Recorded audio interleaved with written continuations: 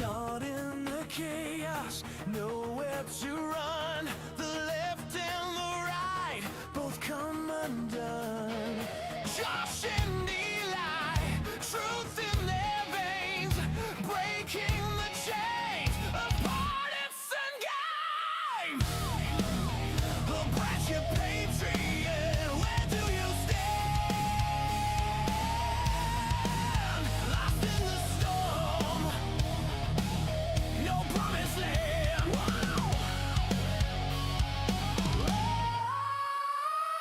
Stuck in the middle, hear the cry. No red, no blue, just you and I.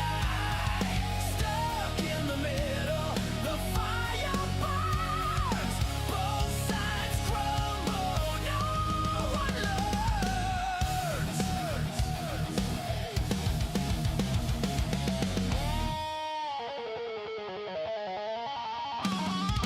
Wolves in the shadows, masks on their face, screaming their lies in the public space. Josh and Eli, shredding the lies, lighting the truth with blazing skies. Well, glad to patriot, call to the brave, fight for the reason, refuse to cave.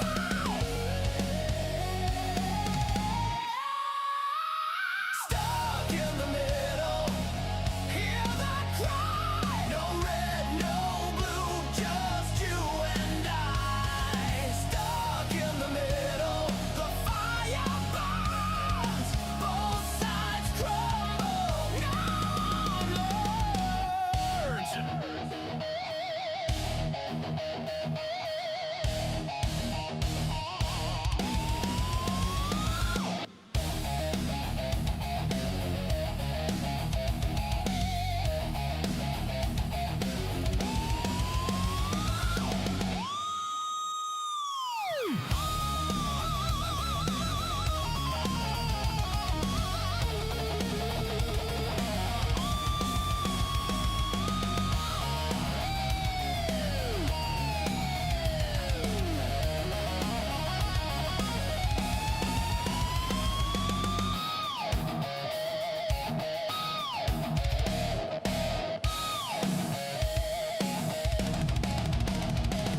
Stuck in the middle, hear the cry. No red, no blue, just you and I.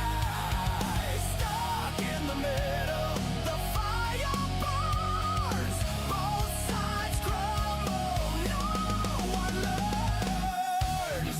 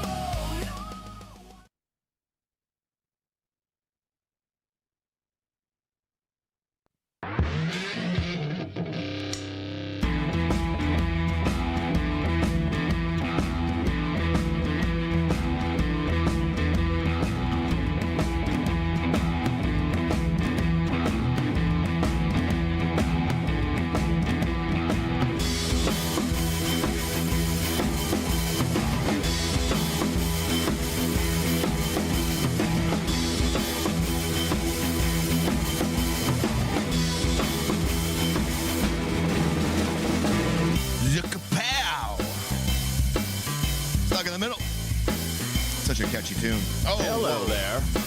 Where did that guy just pop in from? What's up there, Josh? What's up, ladies and gents? It is great to see you. Welcome back. Hey, quick question. Is there an echo or no? No, there's no echo. Phew! I know, for once. I forgot to share the computer audio with you, and I did it on the fly there during the intro. That's why I went a little extra long, and I was like, oh boy, are we going to find out that everything is now messed up? But alas, it isn't. I didn't mean to cut you off. What up, man? Dude, I'm doing amazing. I'm so stoked to be here. I'm fresh off the heels of going on to the No Kings protest. To anybody that may have seen the little shout out or description left by CanCon, welcome one and all. We are happy that you're joining us, and please know this is an open platform. Whether you like us or you don't, or you straight up loathe us, you are absolutely welcome to be here. Happy to have you. How the hell are we doing? Yeah, we're doing good. Sometimes we prefer you loathe us because it does make for better content, you know, when people loathe people. Because we do turn on the phone lines towards the end of the show or towards maybe the end of a good topic to see and hear from you guys, the viewers out there. And we will do that. So just watch out. You never know when we're going to throw the lines up at you. So stick around for that at the very least. Yep, that's us keeping out these dirty little fingers where you don't know where they've been. We're keeping it on the pulse, guys. And you are the pulse. So it's been you were gone for a spell. We took a little hiatus. I was gone for a little bit. We took a week off. I feel rusty. I feel out of the loop. You know? Well, it's good to take a break sometimes, especially when you're, competing with Ryan Gosling's new film. Right, it is good to take a break. I'm going to pretend I didn't hear that. It is good to take a break.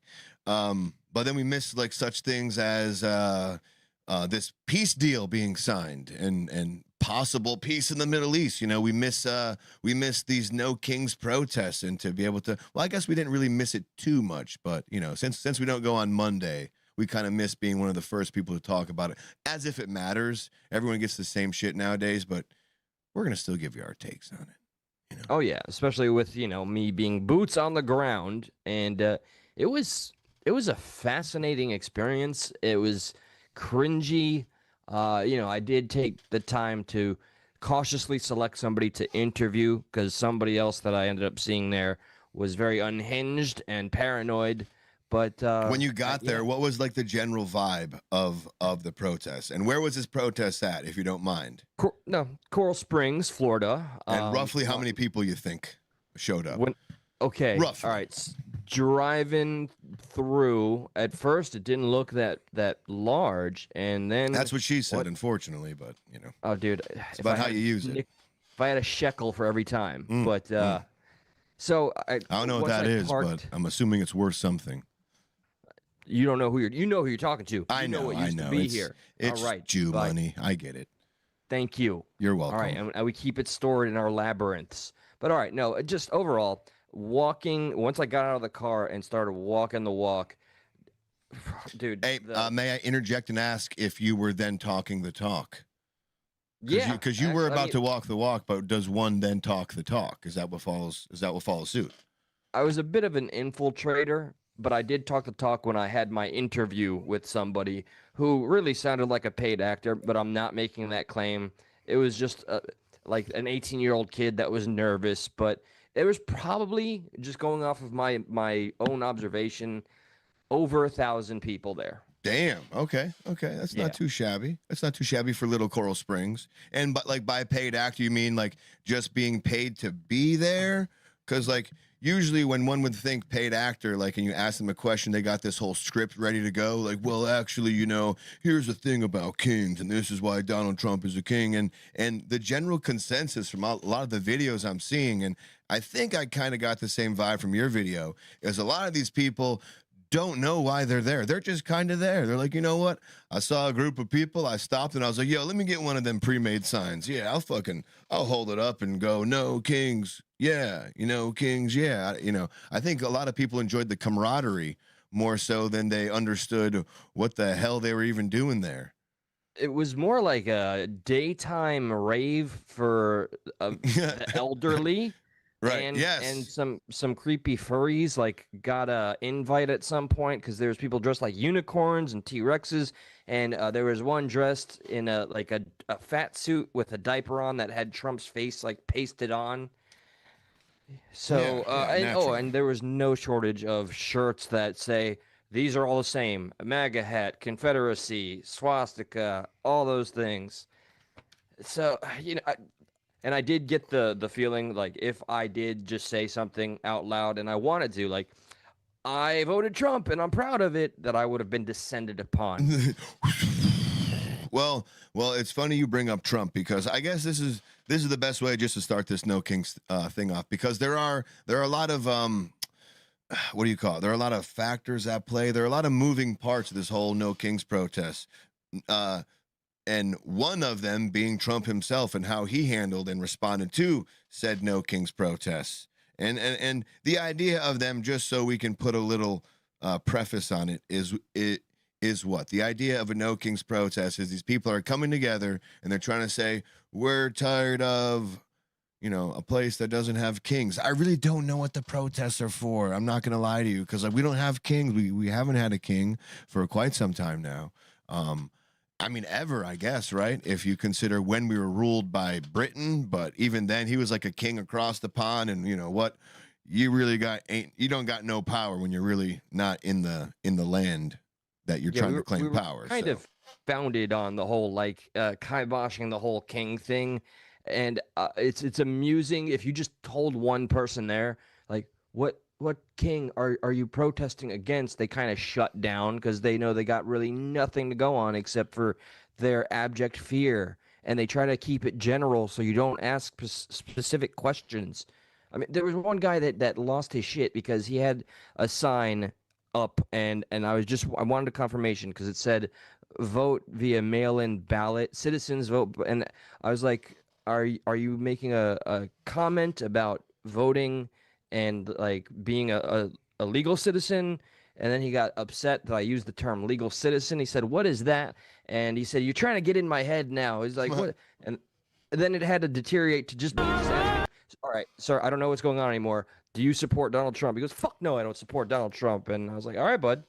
God bless. God bless. All right, good to know. Here's one of the AI videos that I guess Team Trump posted. They posted him as a king, waving to the crowd. People So, people did not like this. They were very upset by this because like we specifically are protesting kings, and you made yourself even look like a king. There was a lot of this that is, going on. I think this is the best kind of move. I mean, at least he's not inciting some sort of violence. He's just kind of poking fun. What's up, Indy, Joe Pond, Shep, Dumpling? Good to see you all, by the way. But yeah, this is I think one of the best lighthearted responses Oh instead no, of like this literally doing something vile. This, sir. Oh yeah. Okay, like the gesture. I thought you were talking like about the video itself, but if we were talking about videos themselves, I think this is his best response. But yes, like just how he's kind of poking fun back at it, not really saying you're not allowed to protest. I'm gonna look into you people, and like he's not really responding to. He's just literally trolling them. But this one right here was, as they say, an epic troll. This is him in a fighter jet. This is him in a fighter jet, and he's depositing over some of these protests what look like to be feces. Okay, this I haven't seen. Yeah, check this out. That's Trump himself in the Burger King hat as a king, and he's in a fighter jet. Look at all that doo doo, all the doo doo. Oh no, there's Harry Sisson. Harry Sisson got nailed with shit. Damn.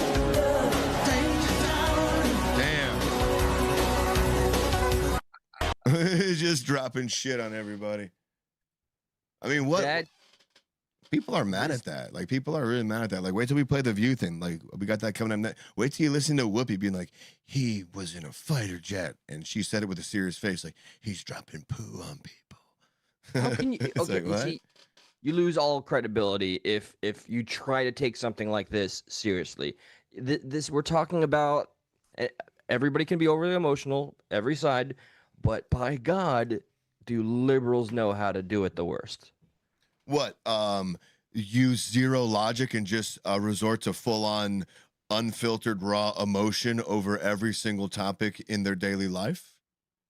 Yes, as Oh, if okay. it was their core identity and they have no other distinguishable features. It's quite a feat to behold, sir. Very alarming.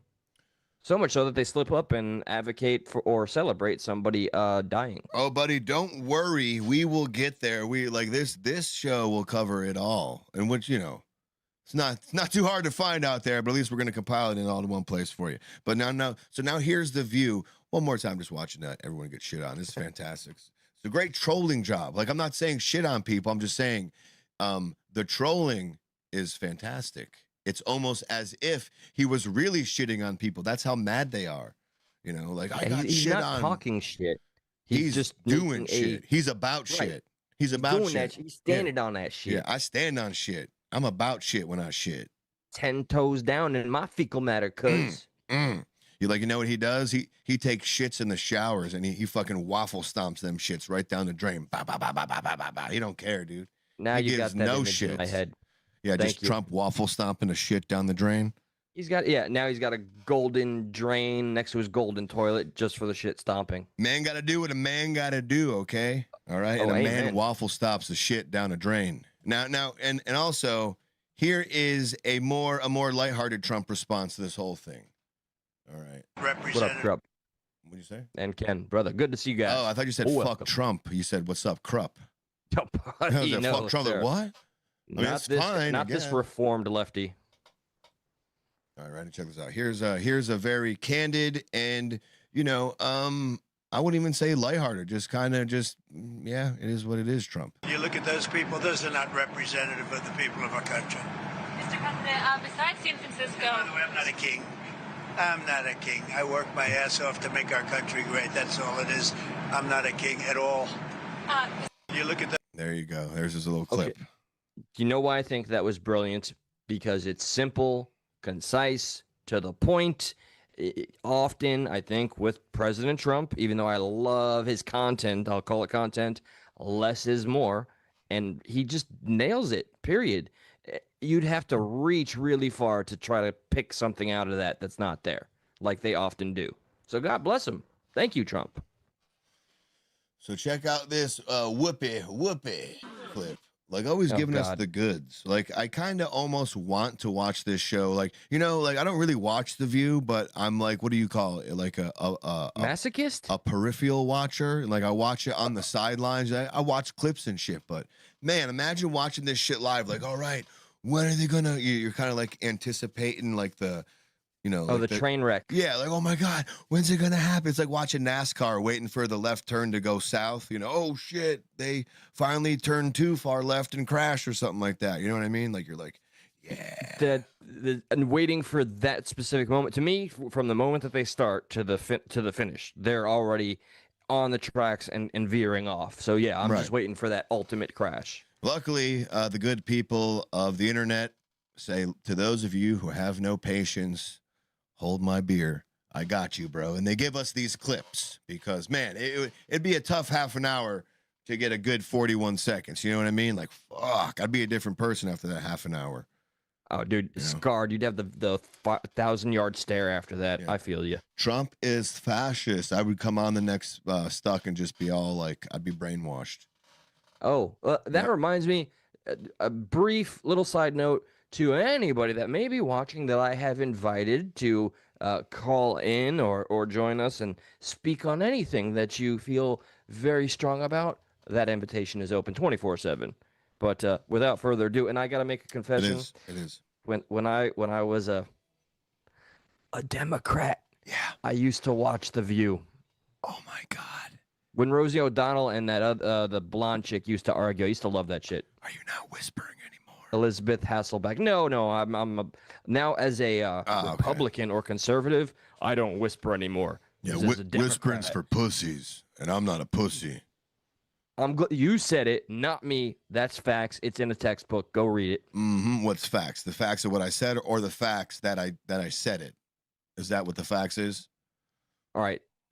By the way, my fax number 954. If you want to fax the show, 954-35. Get the fuck out of here. Nobody knows what a fax is anymore. What's the show's fax number? The show's fax number is 954-546-3455 if you want to fax in.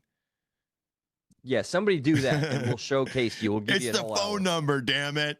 Okay. I didn't see that coming. All right, the view. Here's the view being the boo. The boo. I can't see. Eli, do you got a good view?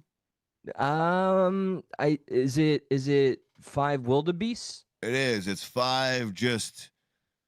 I don't think we can say animals, right? Because we'll get in trouble. So it's 5 like.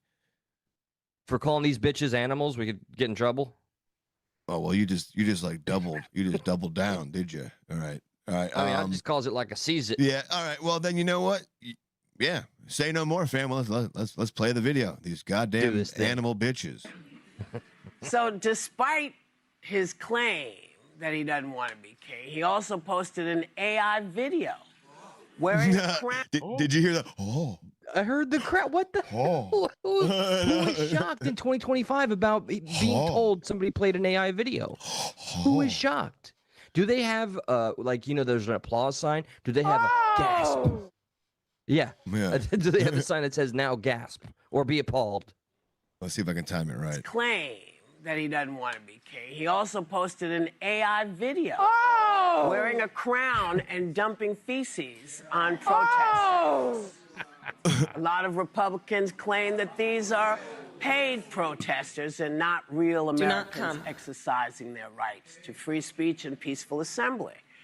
7 million people. Nobody paid anybody. The only people getting paid are the people who are in government right now because the government's shut down. They're the only ones who are getting money. And like apparently too, even the number 7 million is seemingly to be disputed. You know, it could be not that much. I mean, now, you know, this is going to sound shallow, but there are reports that could be maybe only 5 million. Still a lot of people. Then I hear as low as 1 million. So I hear between 1 and 5, and they say 7. All around the country. You know, hey, I thought we get in trouble for inflating numbers, right, Letitia? Right, Trump? You know, all you people. Come on now. Inflating your numbers, you Democrat sons of bitches. That's just what Dems do. What they gonna do? No offense. I know we got at least one Dem here. We appreciate you. Oh shit. I'm sorry, Dem. I meant like the royal Dem, not you specifically. Just like the totality of, just like the totality of the douche Republicans. There's douche Dems, right? The DDs and the DRs, right? That's what we're talking about here. I can identify a DD and a DR a mile away. Hell yeah. I'm glad you said you added another D because I didn't want to hear you say I can identify a D from a mile away. Like, okay. Yeah, no, sir. Glad you did not going to get me on that one. No. So let me pull this up on full screen so you can see. You know how Whoopi just said, this was an organic protest. I can't do a good Whoopi. This was an organic protest. All these people showed no one was paid to come up here. No one was paid a goddamn cent. Except Arabella paid $79 million, you know. Except Warren Buffett paid $16 million. You know, except Ford paid $51 million.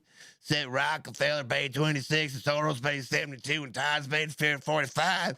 But no one was paid any money to do this. You just took me aback here. Number one with the delivery, and Thank number you. two with the straight up information here. So she is flexing that it was completely organic. Meanwhile, we have that funding behind it, completely organic. That explains why over 90% of the crowd I saw at Coral Springs was white and elderly. Check this out. Let me see if I can. It won't let me. There we go. This one might let me zoom in a little bit better. Snooks, Shamrock. There we go. So Oh shit, we got charts. Yeah, we got fucking charts. I mean, everyone's got charts. We're just pulling up the charts that everyone has. But like, this is more of a breakdown of those numbers and how they got those numbers. All right. I don't know if you can see it there because fucking, you know, because it sucks. But essentially, you know, this breaks it down by each of them. Arabella, Buffett, Ford, Rockefeller, Soros, Tides. And it just shows you the totals that each company was given. You know, like, for instance, a Jewish Voice for Peace Incorporated was gifted, 315 by Rockefeller, 225 by Soros, and 212 by Tides, for a total of 752. All these people, in turn, such as a Jewish Voice, American Atheist, blah, blah, blah, so on and so forth, all these people, in turn, are the ones who helped funded the No Kings protest. Okay. All right. Juxtaposed to and welcome World Deb Now or World Debt Now 25. She said nobody got paid, question mark. I'd say bold statement. Okay, good. I didn't see the question mark.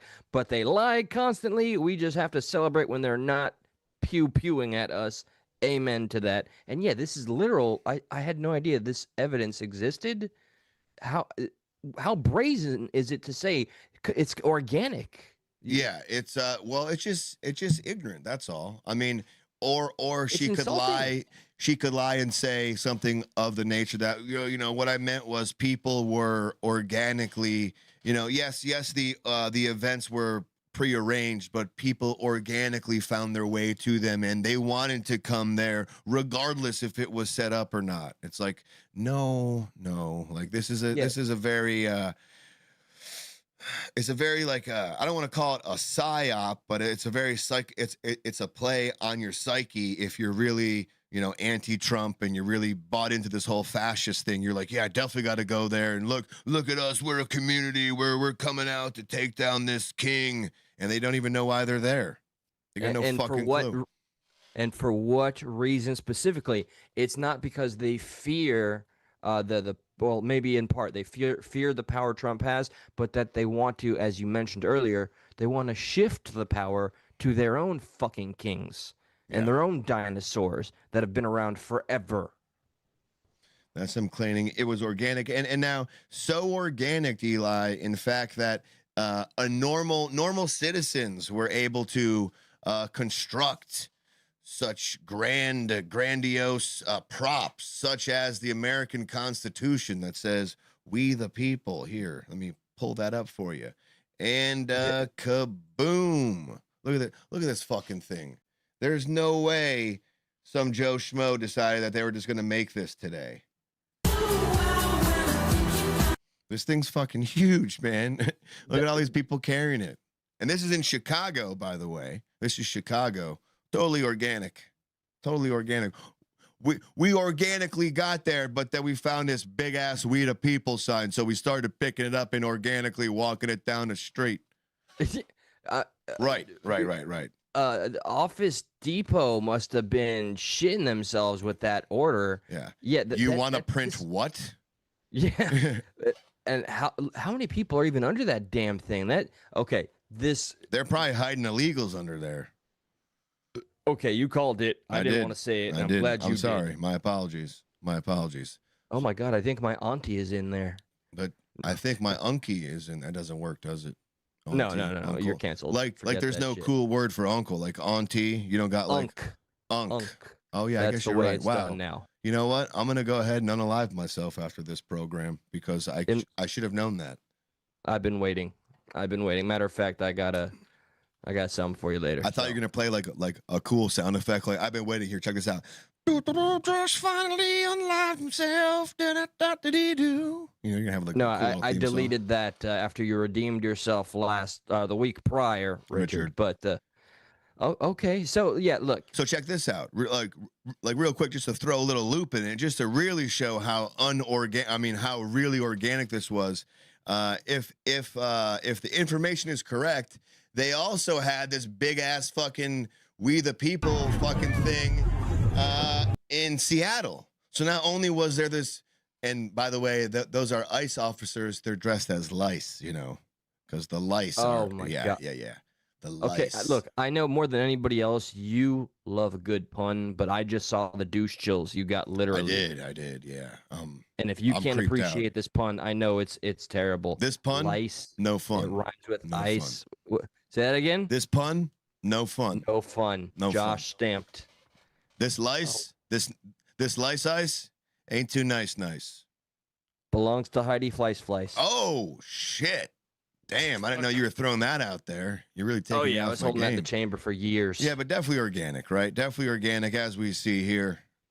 Zero coordination with the 1,000-foot paper of We the People in 2 different states, sure. Now we have a few different ways we can approach this. We can kind of take a step back real quick and hear some base takes on the No Kings protests, or we can dive a little deeper into the protests and kind of meet some of the crazy people of the protests. I'll leave it up to you as which one you want to go to. Also, we have a look at the demographics. We have a few of the best signs. And then one of my favorite parts is going to be some of these people being interviewed. Okay. It's very refreshing to hear the based take, and I only saw one, and it was so simple, to the point, layman's terms. I'll go with the based. All right, let's check Based this out. for 500, Alex. I'll take base for 500, Alex, what's his name? Fuck, I fucked up, huh? Let's see. So Lice and maggots. I see those terms more now. Thank you, Joe. I didn't know. See, the left is killing it with the puns. They can't meme, but they can certainly hit you right in the heart with the puns. let's hear this guy's based take on the No Kings protests. And we got 2 of them coming your way. Here's the first one. Yo, why are we back here again? Another No Kings protest is happening this Saturday. I guess the first one failed and it needed a redo. Freedom doesn't mean you get your way. It means I get to call you out for being this damn ridiculous. The freedom fighters, what I see are cosplayers with Amazon Prime signs and oat milk rage. Yeah. You scream No Kings while worshiping your favorite influencer like they walk on kombucha. You post resist tyranny from a Starbucks on Wi-Fi wearing $200 sneakers made by child labor overseas. Congratulations, your rebellion comes with a loyalty program. You hate the system. You are the system. You beg the same government that you claim to hate to wipe your ass. Forgive your loans, regulate your neighbor's sneeze, and ban mean tweets, and post that you don't like. That's not rebellion, that's a cry for a participation trophy. With benefits. A subscription plan for state-sponsored babysitting. You think holding a sign that says No Kings while filming a TikTok dance about oppression makes you a hero? That's content, not activism.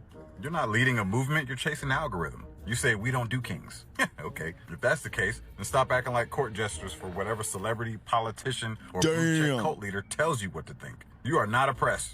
You're just bored and allergic to accountability. Bottom line is you don't hate kings, you hate mirrors. Because every time you look in one, you see the spoiled subject of your own tiny monarchy of self-importance. So yeah, go ahead, knock yourself out. The rest of us are going to be watching college football anyway. March, chant, hashtag, do whatever the fuck you got to do to help you sleep at night. Just remember that freedom is not your prop, it's your privilege. And some of us still treat it like it means something. Who'd have thought? Yo! Damn. Based as hell, man.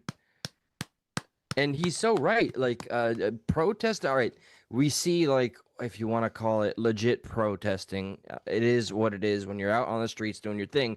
But people these days have really confused protesting and activism with streaming. Yeah. You know, nothing looks more pathetic than a streamer living luxuriously, you know, like Hassan Piker, my favorite streamer of all time, from his comfy throne where he's never in any danger. Where he's shocking his dog at? Oh, Jinx. Yeah, talking about how oppressed he is. Jinx, you owe me a fascist. Yeah. Okay, Right? the people at the protest, there you go. God damn, Eli done flipped it on us. Woo! All right, here is another base take from someone. I don't know. I think these are good. I really enjoy hearing them. I really do. Well, yeah, it's refreshing to hear that I'm not the only one thinking some of this shit. This is the one I saw. Yeah, this guy, he's about to give us 7 points of what they should do next time they want to protest No Kings. You tell us out there in Chatland if you agree and or disagree. Next, fear no more, I got you covered.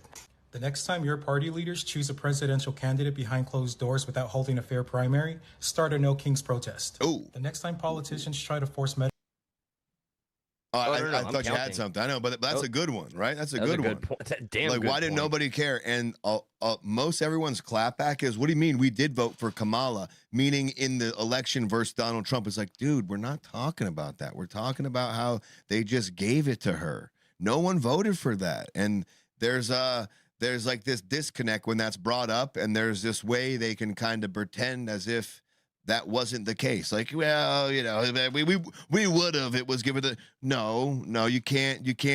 Like, and they can't call a spade in that moment, because then it concedes ground. You know, their whole life is built around their political ideology. It's so fucking crazy. Like we were discussing it on set. It's like, for whatever reason, there is no nuance with some of these people that identify themselves on the left, where people on the right, I can have some type of conversation that has nuance with it. Whether they disagree with me or not, there is nuance that's allowed there where they can ponder that. Some people on the left, man, the second you say something that goes against their belief, their ideology, they badman you. They oh, you're a bad guy. You're like, they just resort to, it's like they don't want to have that debate and be challenged on their ideology, because they don't know how to defend it. So the only thing they can do is just call you bad, because that's what they see everyone else do and how they handle it. It's like the same tactic used across the board. I was recently in a thread that shared that very sentiment. I dared to say something that did not agree or align with their premise, and somewhere along the line, I made sure to mention I have Jewish heritage. I'm Colombian, and I was still called a fascist and a Nazi. Doesn't matter. Fascist. They use these, fascist. And what was it? Fascist. Yeah, fascist. It's all good. I will not be corrected on my show. Hey, man, you steal all my jokes and my ideas, so for once you could be like, you know what, you're right. Like, give I'll me concede. back something. Yeah, look, concede. I'm not a no king liberal protester. I'll concede. Hey, you concede, and I will concede that we should play some more of this video. So we heard number one. It's that I forgot, what was number one? One was the closed election behind it. Was yes, Kamala. The two failed coronations. Yeah, that's what they treated it like. Yeah. That's why it was so insulting. That's why they lost. And yeah, exactly. It was so insulting, not because they did it, but because they said that wasn't what it was. So, come on. About next, fear no more. I got you covered. The next time your party leaders choose a presidential candidate behind closed doors without holding a fair primary, start a No Kings protest. The next time politicians try to force medical decisions on you, like take the jab or lose your job instead of giving you freedom of choice, start a No Kings protest. Ooh, that's two. The next time they silence journalists or ban accounts all over social media or call dissent misinformation just to control the narrative, start a No Kings protest. Ooh. The next time they send billions of taxpayer dollars overseas while Americans struggle to pay rent, groceries, and gas, start a No Kings protest. The next time unelected bureaucrats... Ironically enough, Trump's doing that right now with Argentina and $20 billion. Just saying. You know, there's one critique that I had that we never kind of explored, but we don't have to do that right this second. But like I said in the chat, like there's probably some quid pro quo to that, meaning Argentina's probably gifting us back or giving us back something in return. Obviously, I understand that, but it's like, man, I forgot what it was, but $20 billion, you put that into like, you know, $1,000 into everyone's bank account that they can't touch in X amount of years, and it solves Social Security or something of that. I'm really being very loose with that idea there. I heard it and it made sense, but I'm not explaining it correctly. But why not invest in the people, right? You know, like the American people are also an investment, you know, like you know, the better your people are, the more, you know, like, you know, the more they're working, et cetera, et cetera, et cetera. So, you know, the more we would all, if a lot of these funds that go to these defunct programs and all the money that has gone to the illegal immigrants or asylum seekers, or just helping other countries, just helping other countries in general. Yeah, absolutely. It's like fuck, man. And the Ukrainian conflict and and even, you know, the funding of Israel, hot button item there. That's something we'll elaborate on a little later, though. We'll get there. Yeah. Let's see where we left off at. Ban accounts all over social media or call dissent misinformation just to control the narrative, start a No Kings protest. The next time they send billions of taxpayer dollars overseas while Americans struggle to pay rent, groceries, and gas, start a No Kings protest. The next time unelected bureaucrats create laws through agencies instead of letting Congress vote, start a No Kings protest. The next time they try to control speech by labeling your beliefs as hate just to shut you up, start a No Kings protest. And the next time they pretend to care about democracy but silence their political opponents, you sure as hell better march your asses out on those streets and start a No Kings protest instead of always... If you're not... You know, it's almost like, too, he's almost telling people on the right to start those protests as well. and you don't see people like call, you know what I mean? Like you don't see that type of, whether it's right or wrong, you don't see that type of energy or focus on that word coming from the right when you know, like the Democrats, like a few points, as he pointed out, there could have been ample times where they started No Kings protests over what was chosen to do through, you know, like through government in a very, you know, monarchical way, if that's a real word. And no protest was started. He's obviously talking to people on the left, you know, telling them, you know, put your money where your mouth is. But it's also interesting, too, to see, well, you know, maybe the right should do some of those protests, too. Like I'm starting to get on the idea that like going back to that thing, like when I see the right getting let go for something, I'm like, I never accept that. But now I'm starting to see people on the left getting let go from their jobs for the same thing. I'm like, I kind of, you know, I'm not saying I like it, but sometimes you gotta give a little spank on the butt to understand what the other person, what you're making the other person go through, and how their butt spank is feeling, so to speak. You know, like how their reprimand is feeling. So like at this point, it's like, shit. That's something I actually never expected to hear you say specifically, because I know your strong conviction about, you know, how that works. However, I'm in agreement. This is kind of a pendulum swinging the other way moment where hopefully they are getting a literal taste of their own medicine. Hopefully it doesn't swing too far, because that's never good. But I'm glad, hopefully they're feeling, you know, the consequences of their own vile actions. And that should be applied everywhere. I'm willing to admit that I'm not 100% on that thought at the moment. It does cross my mind, but if it came down to it, I would still say no. Like, you shouldn't be hypocritical. You shouldn't cheer for something that you didn't want happening to your people that was unjust, you know. So like there's that whole argument there, but it is starting to like seep out a little bit, like, oh shit, maybe I do understand why it's kind of important sometimes to be like, all right, well, you did that. Now you should kind of feel the wrath of the thing you started to understand maybe why you shouldn't do it again.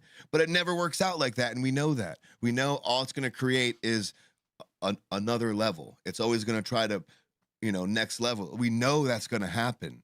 So it's like, that's my moral dilemma with that. Yeah, I felt it the same, but I'll be honest. Personally, I already got over it. I got it. As long as it doesn't, you know, go too far, I'm pretty much okay where it's at thus far. Heard that. All right, so there was some base takes on that. Now why don't we now dive into some of these people of the protest? Okay, yeah, I got to meet a few. Let's see what the other ones were. Like I wish I had about. some cool shit. But we're ready. Check this out. Ready? All right, bet. The people of the protest. Very ominous. You like that? Okay. Reminds me of the anxiety I had walking amongst them. Yeah, that's because you were using tranquilizers for some reason. I don't know why you chose to, you know, get all down with it on that. I'm here to interview. To handle it, it was necessary. And I had my They Live glasses on so I could identify which ones were cool. Yeah, there you go, sure. Which, and ironically, it was one person out of the 1,000 plus. So one person I felt safe enough to interview. Let's start off with a little more. So they're going to kind of jump back and forth. Some of these people are harmless. They're just funny how emotional they are. And some of these people are downright shitbags. For instance, this lady. I don't really have to say her name. You can find her online everywhere. She's already kind of up and over the place. There's a picture. Oh, no. She was the one at one of these No Kings protests that was making fun of Charlie Kirk and how he was killed, you know, making the whole neck thing. Hey! You ever heard of Ozempic, you fat ass? I love how the guy says, you ever heard of Ozempic, you fat ass? Hey! Listen, ready? You ever heard of Ozempic, you fat ass? But she did get fired. She did get fired. Okay. I mean, this is vile psychotic behavior when you really think about what she's celebrating. I can't take that as any other way. It's not an edgelord joke to me. That is just literally evil. It's like for me, I can sit here and be like, I don't think she should have been fired for that because she wasn't at her job. But then for her, I put myself in her shoes, meaning like I feel like she was definitely cheering on people getting fired and canceled back when that was a freaking huge thing, and whatever, between 2017 and 2022, like whenever that whole cancel culture was going on, where it was just like people were looking back specifically to find shit to get fucking mad at Old you for. tweets, Yeah, and old all tweets, that kind of all that horse shit. I bet you she was all about that. So in that sense, when karma gets applied to her and she understands, like, I understand that, but I'm still like, I don't want that to happen to people. Like, Right, no, and you that's can a fuck up good and be foundation. a douchebag outside of your work. It's your work's discretion if they want to get rid of you. I understand that, but I don't know if people were like, because like it was, find her. Who is this person? Update. It's this person. She works here, here, and here. So like it wasn't like, in my opinion, it wasn't like the job went out of their way to find her and fire her. It was people online found her name, then found out where she works, then started tagging her work in these posts, being like, you let scum like this work with you? And it's like, but that's the culture we're in right now, and that's the culture that this side started. Yep, they helped establish, and then now the monster is out of control. At least it feels that way for them. Enjoy, bask in it. And now people are going to feel more brazen to do the same thing and the same shit that you initiated. And it's a damn shame, because I don't think it should happen. I really don't. Yeah, in an ideal world, yes. In an ideal world, yeah. So here's now a more light note. This is Monarch Lady. This is Monarch Butterfly Lady. Make him a monarch. This was in Philadelphia. This was the No Kings protest out there, and she was all dressed up in her monarch outfit, and her analogy is fantastic. Turns into a caterpillar and then flies away, unbeknownst that's to what I'm we are. expecting. Yeah. Anything short of that, I'm disappointed. She kind of has a thought. It's a caterpillar of a thought, and then just like a butterfly, her point flies away. Bye, goodbye. Point. Yeah. Yeah. Well, I mean, I expect that based on the whole monarch thing. I thought this was a play on the Venture Brothers, but that's a little inside comedy there. Let me see if I can. If I do this, at least it's full screen right now. Hopefully we don't get got. This is a moment, Eli, when I would like for us to invest in possibly, and I got to figure it out, but I want to either in a better graphics card or a green screen behind us. That way we can pop on with this with just our bodies and not see our backgrounds. But that's a little inside baseball talk. Okay, bet. Yeah. But here, let's watch this lovely lady. What has President Trump done to make him a monarch? He started to take control and do illegal things and that are not within his power. Like, you see how broad everything is? Yes, 100%. Nothing specific So identified. that's pretty much what makes a person a monarch. They take complete control even though they shouldn't have it. What illegal things has he done? Thank you. Come here. Oh, goodness. What He's illegal tagging things? one in. Everything that he has done except for get elected. Every single thing since he's gotten into office. Every single thing. So deporting illegal immigrants, is that illegal? Deporting illegal immigrants, if they're here peacefully, yes. If they're illegally here, though, if they came illegally? If they came here illegally, I believe we're a country that stands for Lady Liberty. It said, give me your tired, your Oh, God. You're doing give fine. me everybody you can possibly bring into the United States, and it doesn't say ship them back out. It says welcome. Awesome. Any issues in particular that you really disagree with Trump on? No, because you're just baiting me. Have a nice day.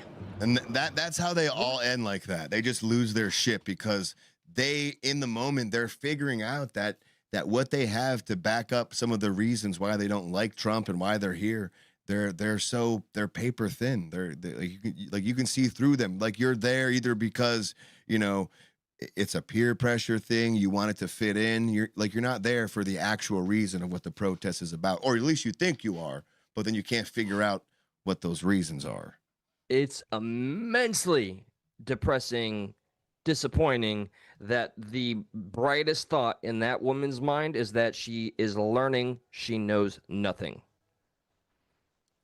That is fucking, hilarious, but absolutely sad. That's a new game show on TLC where you get to see which stripper has the highest IQ. It's called Brightest Thought. Oh, okay. Yep, the Brightest Thought. Yep. I'm funding that bitch. Yeah. We're going to find out which one of you strippers is the smartest. I got a hundy for you. Diamond. All right, here we go. So now, okay, now we're going back to a little more of some of the real incitement and rhetoric, Yeah. if I recall this one. And this, my friends, is to any of my old allies that are still on the left, this is one of the strong examples of why I walked away. And hello to those of you jumping in that I haven't seen before. Welcome to Stuck in the Middle. Phone lines will be open later. Welcome to the party. Let me know if I should when you want to turn them on, really. Okay, for sure. Because it is is there a lot of people in the chat? Like, do people hit 1 in the chat if you want to call in? That way we can kind of gauge when or if we should turn the phone lines on. So if you think we should, hit 1 in the chat. We'd love to hear from you. Don't hold back. Eli, I didn't mean to cut you off with this video. Are you familiar with this video? Because I feel like I heard this guy did eventually end up being arrested. I only saw this because you submitted it, and I just saw the first half. Yeah. So check out this fucking lovely bunch of joysticks here. You gotta grab a gun. We gotta turn around the guns on this fascist system. These ICE agents gotta get shot. And you gotta grab a gun. We gotta turn the guns around on this fascist system. These ICE agents have to be shot. Okay, so deplorable on a couple of compounding layers. Obviously, the incitement of violence towards ICE, law enforcement, and then that just the way they generalize with that fucking word. They throw it around so loosely. Fascist. Yeah. Right now, you don't know what that means anymore because they just point their finger and call everybody that disagrees with them. And then when you really have a big debate on a lot of what they define as fascist, and then you bring up that you can apply to that definition, or you can apply those definitions rather to Obama, to Biden, to practically every president, they really don't have a good rebuttal. It's just like, well, Trump is doing those things more so than the others. It's like, and then that's all they kind of. Every response is contingent on what Trump has done. Yes, pathetic foundation. One more time with this lovely guy. you gotta grab a gun. We gotta turn around the guns on this fascist system.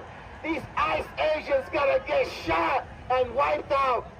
The state machinery, that's a full display right there, has to get wiped out. You gotta grab. And you wonder too, if like, is this guy, is he a fucking Fed? That, or has he bought into the propaganda and that's why he's talking like this? That's why he feels so emboldened to talk like this? Or is this one of those, like one of those more extremists who have always felt this way, who are always about violence and think, that's another question I had too. Check this out. Like, do both sides really truly want the other side gone? Like, if we were just controlled by the Republicans, if we were just controlled by the Democrats, for instance, if we were just controlled by the Republicans, I don't think we would have had medical marijuana. I don't think we would have had a few beneficial things, in my opinion. And then vice versa. Maybe there are a few things that without the Republicans, the Democrats wouldn't have had. So, like, do they really want to wipe each other out? Like, do they not want that balance? I feel like the people do, and the parties are playing this fucking football game of like, it's us or you. Like, there is no tie game here. The political parties their incentive is to keep the charade or the game going. Only the players believe the game is real. So, but I feel like some of these new politicians really want the other side gone, and I guess I really am speaking really about the left. There are a few people on the right, the extreme right, who you can kind of get that vibe too, that they think we'd be better out without the left completely. But I really don't think so. You know what I mean? So, like, how do you know who is a good person on the left? If they're your enemy, how do you ever treat your enemy with respect if we always view each other like this? Like, how the fuck do we get out of this? That's the $1 trillion question, man. I mean, that's one of the inspirations behind even starting this kind of platform, this show, is to see, even if you feel what we say leans one way or the other, it's important to us that you yourself have a voice. So I mean, but yeah, I mean, I believe yes, people do want to see the other side eradicated, but it is important for checks and balances. But then you add that extra scope of how it is a game and people are profiting off of it.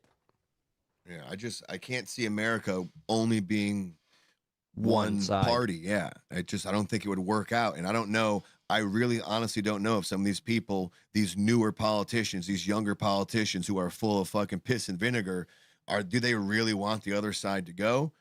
Or is this a thing where like over time you realize you need the other side? Like you need competition. Competition keeps you fucking in check. I would hope that that's how they would view these things, but we're not dealing with the wisest anymore. Yeah. And with the rate the world is going, I sound like a boomer. It's just people are getting more and more extreme. And I mean, I feel like also on the right, and I don't mean to always preface that, though, they've been a lot more restrained, especially given the Charlie Kirk tragedy. You know, they exercised restraint. They went to the churches, and what did we see? A shit ton of people on the left celebrating the act of violence. But there is a problem with both sides, period. Let's check out this next one. So this is a guy openly calling for the unaliving of Stephen Miller. A lot of people don't like this guy, this Stephen Miller character. I'm so sick and tired of seeing that fucking word, man. Oh my God. They use it so willy-nilly. I know, it loses its meaning. This is a word that has generational like impact on people, on me. I never went into a synagogue. I never practiced the faith. I have family that is Jewish. I've said that ad nauseum, but this shit, this word used to carry weight. It used to mean you knew your fucking enemy. I was jumped by two literal fucking neo-Nazis. Here's the thing, though, bro. Like, the word still carries weight. They haven't taken the weight out of the word. What they're taking out is the humanization of people who they use the word towards. That word still has the same weight because look how fucking mad they are at the people they call that word. You know what I mean? That's like the strategy. Yes. That's the strategy. Yes. And I understand what you're saying, and I do somewhat agree that they're taking out, like, they're diluting who should be called the word. They're taking away some of the power of the word, but you can really see that like the power is almost growing because they are allowed to apply it to whoever the fuck they want to that they deem against them. So it's like, on one hand, you're right, but on the other hand, that fucking power is growing too. And it's a very dangerous position to be the arbiter of who gets to dictate who is that. And that's something that, in my eyes, would be punishable by freaking deleted Minecraft.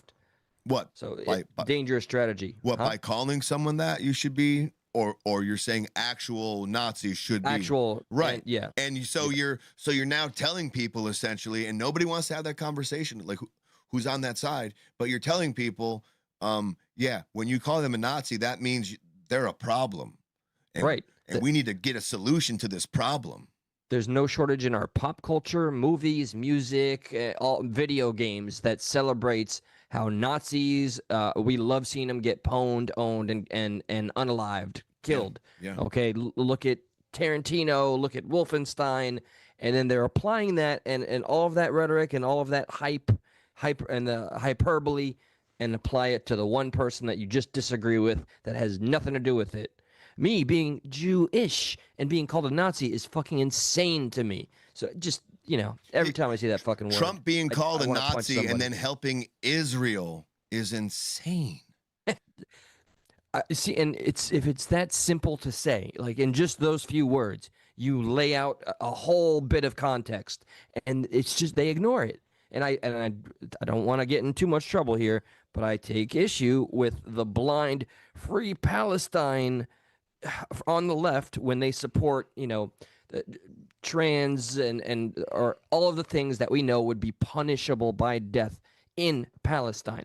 It's just too much irony. It's flowing out of my fucking ears. What they really want to call Trump and what they really mean to say is dictator. You're a dictator. But the problem is you can't go around and call someone a dictator that you disagree with. Oh, you're a dictator. It's not going to like hold any weight. It's not going to mean anything in that moment. So we got to use a different word that we can just broad stroke on everyone that has the same impact, whether you're fucking the number one in charge or whether you're fucking down below. You're still going to be group all together in persona non grata.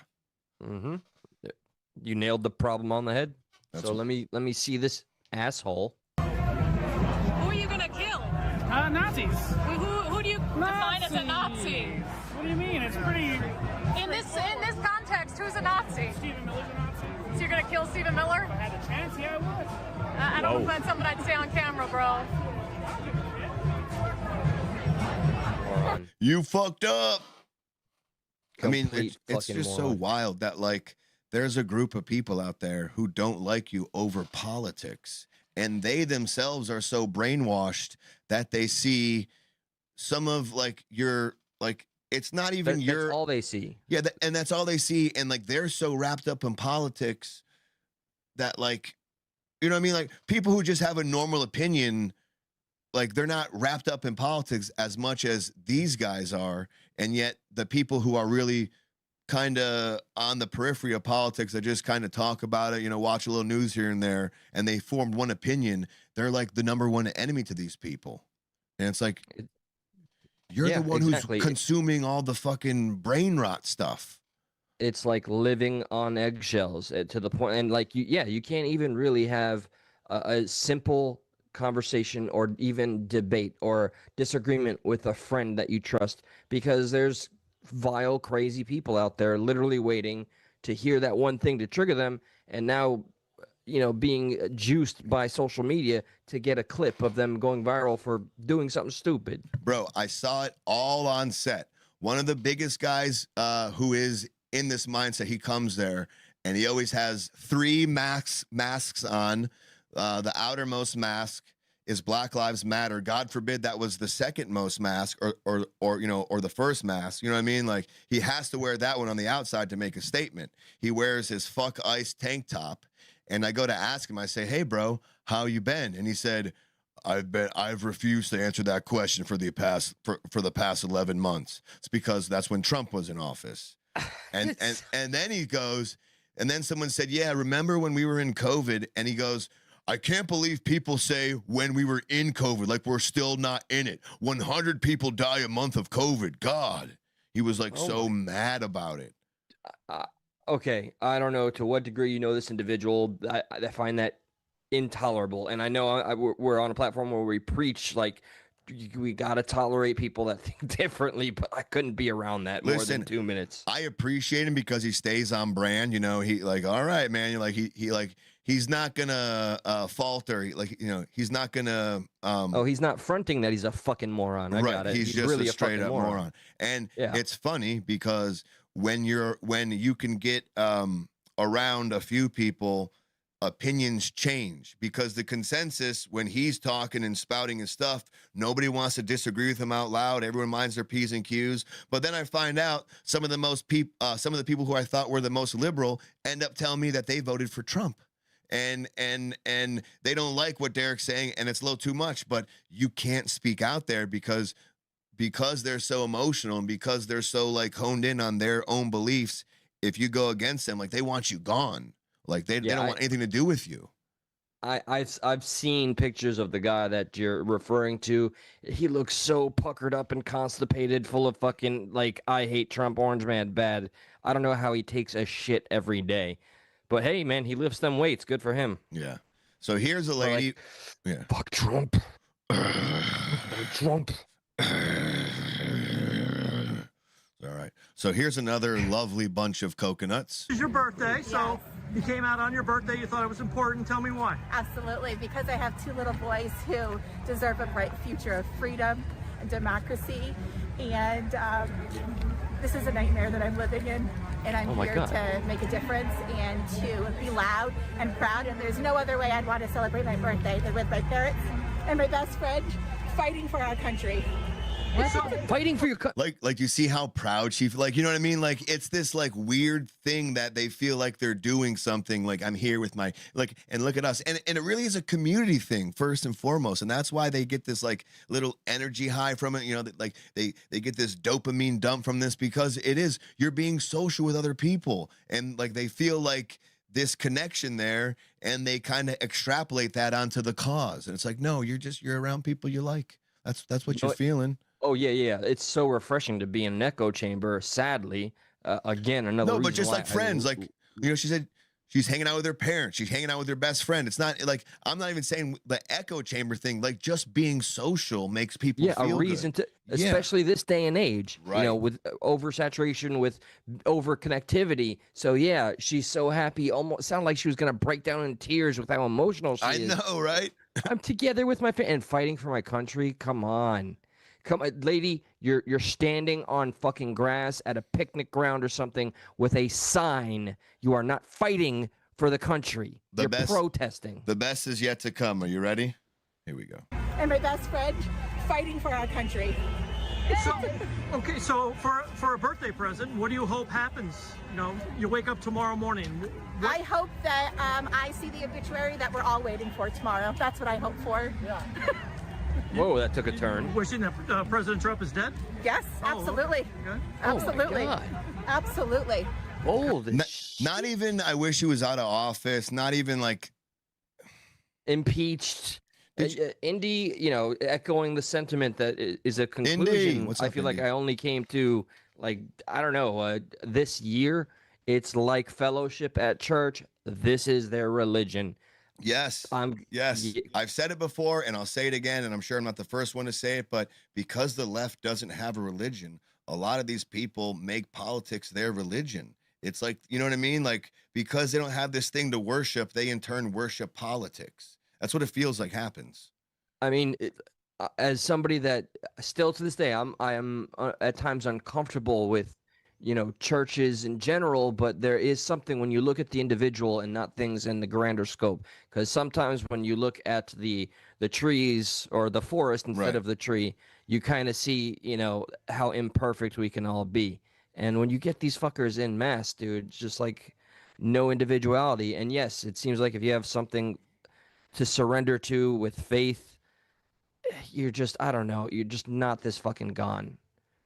Yeah, just like, oh, this guy looks like a charmer. If you have a higher purpose almost, whether it be religion or just, like I feel like, and I'm not trying to be controversial or a dick to religion, but I feel like you don't have to be like this, even if you don't have a religion, but it's like, because you don't have that thing there, you're very susceptible to some of these outer forces because you don't have that thing there to like kind of ground you in place, whether it be religion or something else that kind of keeps you, I don't know what grounded. The word is. Yeah. I guess grounded would be the word.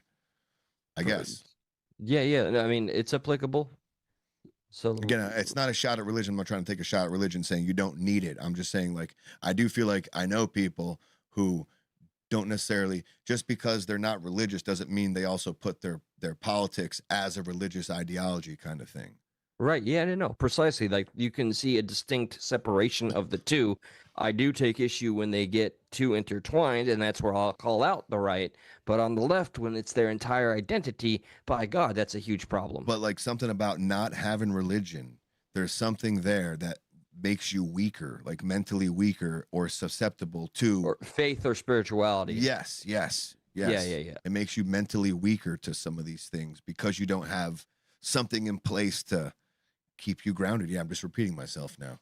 I was trying to figure out a new word, but I can't. So this guy was probably the best. Like he was my favorite person of the protest because he gets so angry and he's worth a full screen. What up, Steve? What's up, Steve? Is that Steve? Aloha, Harloha? No. Oh, okay. The other one Steve that was up on our panel before. Yeah. What's up, other Steve? Oh shit. What's up, Steve? Oh shit. What's his name? God damn it. On Quiet YouTube. Leader. The Quiet Leader. Yes. All right. King, we wouldn't be able to have the protest. No, we would. What does your sign say? We have the right to protest. And Trump would say no, by the way. Trump would say no. If Trump would say no, we wouldn't be having a protest. Are you kidding me? Are you kidding me? Well, we have a protest. You're talking about ICE going over and throwing people away? What I'm saying is we do have our right to protest. I don't believe Trump is stopping your right to protest because we're having this today. He's trying to. Are you seeing what sort of stuff he's saying? Oh my He's God. not here stopping it. Are you kidding me? Are you kidding me? Where is he? 100. Look at him again. Trump would have to be in over 1,000 locations to stop these protests. These are happening all over the country today. It doesn't matter. Of course he's not here to stop it. really think that the New York City police would allow him to go over and send troops to stop this protest? This is entirely legal. But if we had a king, we wouldn't be able to have the protest. No, we would. We would. We would. The worst dictatorships in the world have protests. You don't understand that. Do you really think that a dictator, a king, is all powerful? No. Wait, what is it? Is a king powerful or not, though? He just contradicted himself. Yeah, controversial take. I don't think he knows what the fuck he's talking about. No. What's up, Harlow? Good to see you, brother. He's got to know what he's talking about. I mean, he thinks he does, and that's the problem. He is regarded, sir. 100% regarded. He's so emotional. The emotion pouring out of this man. Here's the problem. We were just talking about how politics can become someone's identity. Yeah. This dude's entire identity is that he hates Trump, and that's it. There's nothing else going on in there. There's no spark. Just orange man bad, and everything else is gone. Never gonna get pussy. Never gonna get a job. I just hate orange man. That's it. Let's keep going. That's Understand that. Understand that. That a dictator, a king, is all powerful. No, they're weak. They are weak. They make a country weak. Every time that a king, you realize what happened? The most recent dictators. Yeah, they died. They died in World War II, and their countries were taken over. They were weak.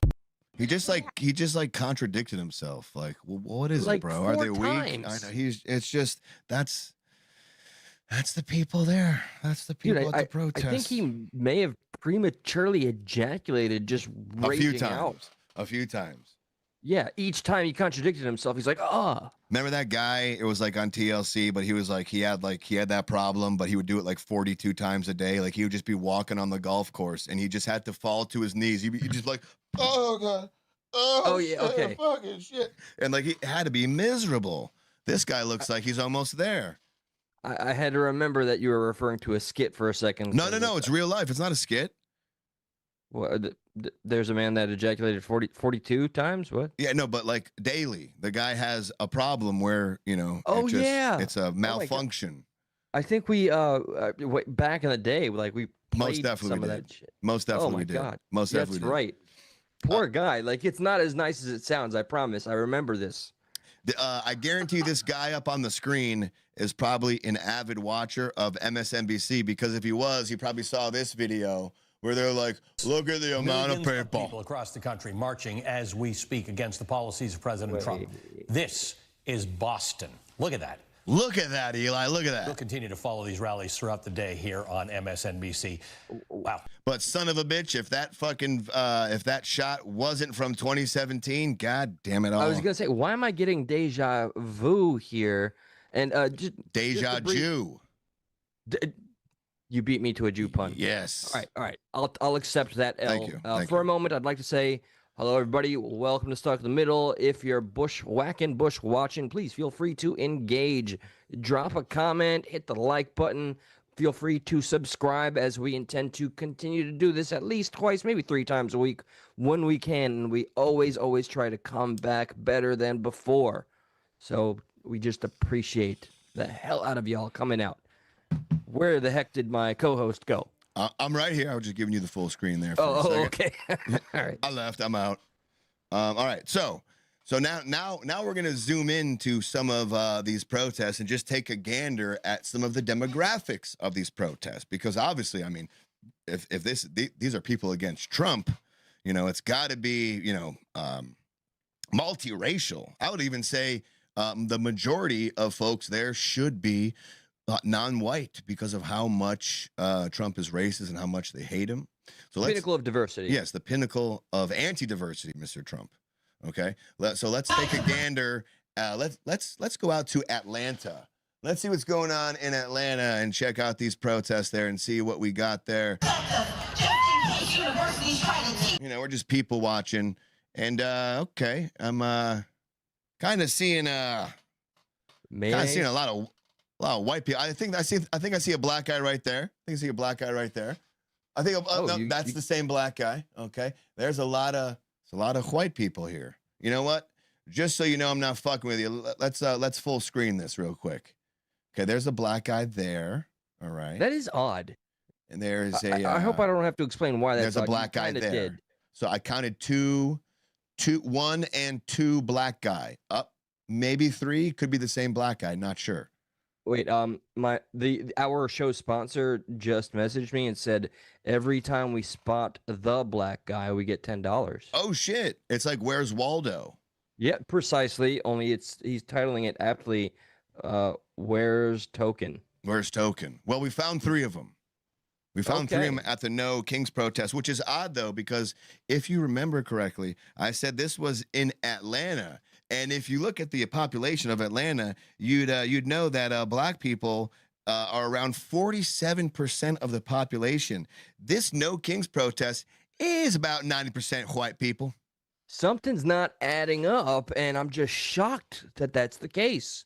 Yeah. Are you telling me that the mainstream is purporting some kind of lie? I'm telling you that there's a lot of white people here. Goddamn us whites, you know. Now I kind of see where this white hate comes from. Like, what are you guys doing?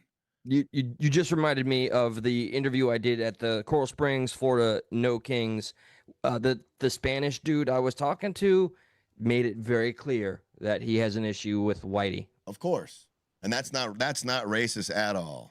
That is becoming, you know, sometimes I have told myself I should be too uncomfortable to say it out loud, but fuck it. I know the optics, lefty friends. I know you're not going to like this. There is some popular anti-white sentiment that is occurring, and it's confusing. Yeah. And damn it, I'm gonna double down again. I watched the Hodge twins. I'm taking an excuse from that. Do you agree or disagree? And you don't have to make a comment at all, man. But I hear talk of black fatigue to some degree. I am mixed as they come, guys. All right, I'm ill. I'm just saying, what the fuck? What the fuck? What the fuck? I don't want a full screen for this moment. What is with the growing, you know, anti-what? Like, if you're white, you're default fascist or something, and you have to almost prove otherwise. And then we have good old-fashioned statistics that don't always shine a positive light. But hey, they always say it's a economic thing. It's never the thing. I'd like to think that most people don't feel that way. I'd like to think that most people look at that stuff and they say, yeah, no, like that's, yeah, maybe it's not racist, whatever, but like that's bigoted. Like you shouldn't hate somebody and just stereotype people based on the color of their skin. I think the majority of the people feel that way, and it's just these far extremes that kind of get away with saying shit like that, and the media, for whatever reason, decides to go with put a microphone to it and let it look. I learned this lesson, surprisingly enough, when I was a diehard liberal years ago. And it was, her name was Diana. Why I shared that, don't know. I used to love this woman, but we got into a debate, and she was dating an Indian man, a Hindu guy or something, and she told me he is incapable of being racist because he's not white. And I just fundamentally disagreed.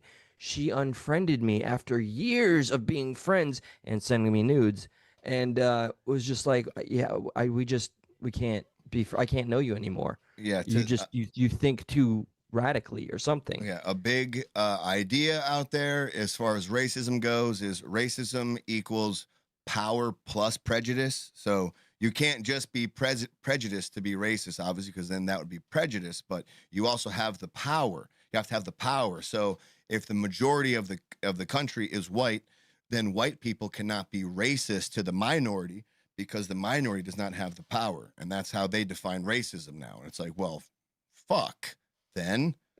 Oh, have you looked up the updated Webster's version? It's just be white. Yeah, white people. Dark Canadian says, we're always apologizing and standing up for ourselves against not being a racist people towards anyone. Honestly, I hate everyone equally. Amen to that. And I was watching a bunch of cop arresting videos. My porn is watching people getting arrested for shoplifting. And I think 9 times out of 10, the victim or perpetrator, not victim, the perpetrator pulled the fucking race card every single time. And what's fucked up too is like all these systems in place that, you know, no cash bail. Like, do people not see like there is an incentive to kind of keep doing the same shit because there isn't a punishment that, you know, is worth the crime, so to That speak. holds any fucking weight. Yeah, right? like why is that system not racist? Why are you not setting up people to fail? Why is that not talked about? Like, yeah, when you do stuff like that, you're allowing people to, like there is no consequence. I can keep doing it without consequence. So you're kind of setting a precedent that, yeah, it's okay to do. That's how I can get things. I can just go steal them. Like, I don't understand that. That and you just reminded me, and this one I don't want to apply broadly, but man, I'm just gonna listen to anybody that's hearing me. I'm only stating what's the truth in terms of I saw it. This is what was reported recently. I forget which state. It was a no cash bail state. They let a guy off on a no cash bail that committed a grape as a crime. Yeah. What in the flying fuck? I should have saved that shit. It was on my feed. I don't know. There's nothing I can think of that excuses that. Yeah, it's just like the dude who unalived the Ukrainian lady on the train. Like, he had a few instances of aggression that he was let out on a few times, and it's just like, damn, the 3 strikes law would have saved that lady's life, and that's not against that guy. Oh yeah, he had 12 to 16 priors. Yeah, it was a lot, Richard, and I didn't want to say the number because I thought it was 17, then I thought it was 14, then I thought it was 7, so I just went with a lot. It was a lot that he should have been kind of, put away on. And why is that? It's so weird to say that out loud because it feels like offensive for some reason. And it should, yeah. And that I'm glad that this conversation is being had. Damn the consequences. It is what it is. The facts are the fucking facts. And it's very honest of us to even say that, yeah, why was this embedded in our heads that we got to feel like we're on eggshells to even speak what is apparently the truth. It's just an overcorrection, it's an overcorrection from how society was before, trying to, but they don't understand in their overcorrection, you're kind of being racist, like what you're doing, your overcorrection is like, oh, how you doing? Don't worry. We got you. We can help you out. Like, that's kind of what it sounds like. I'm also flashbacking to the year, and I was still defending Antifa at this point, but years ago in the studio of Stuck in the Middle, when we were watching clips of white students being not forced, but volunteering to get on the ground and lick the shoes of black students. Like, what the fuck? That's an overcorrection over an overcorrection. Like, weren't those like the black Israelites or something like that? Nope. These were just college kids. No, but the guys there, like they do that. That's their thing. Yeah. But the specific clip that I never forgot wasn't because I was even as a liberal, I was like, why? That's weird. That was the white liberal syndrome right there. They thought they were helping the problem by licking or picking up garbage and licking the sneakers of black students. Fantastic. Way to help the cause, fellas. I don't know. Way to go, a-hole. So here's another one. This is in Marion, North Carolina, about 30 minutes outside of Asheville. The crowd that showed up, as this account goes on to say, is beyond parody. Literally every single person at this protest is retired and white. Same with Coral Springs, Florida, brother. Look at them all. 90%. Yep. And you wonder how they got told to be there. What did they watch? Like, how did they hear about this? Who in the community was the first to know, and then they spread the word? You know what I mean? Like someone, because it's not on the news, and if they're old and retired, I highly doubt they're on social media that much to be in like a Facebook book group, but maybe they could be. But you know what I mean? Like that's somewhat likely. It's organized somehow. There was, when I looked at the very website, because I wanted to know, I'm not used to protests like I used to be. I wanted to know if I needed to like get a ticket or something.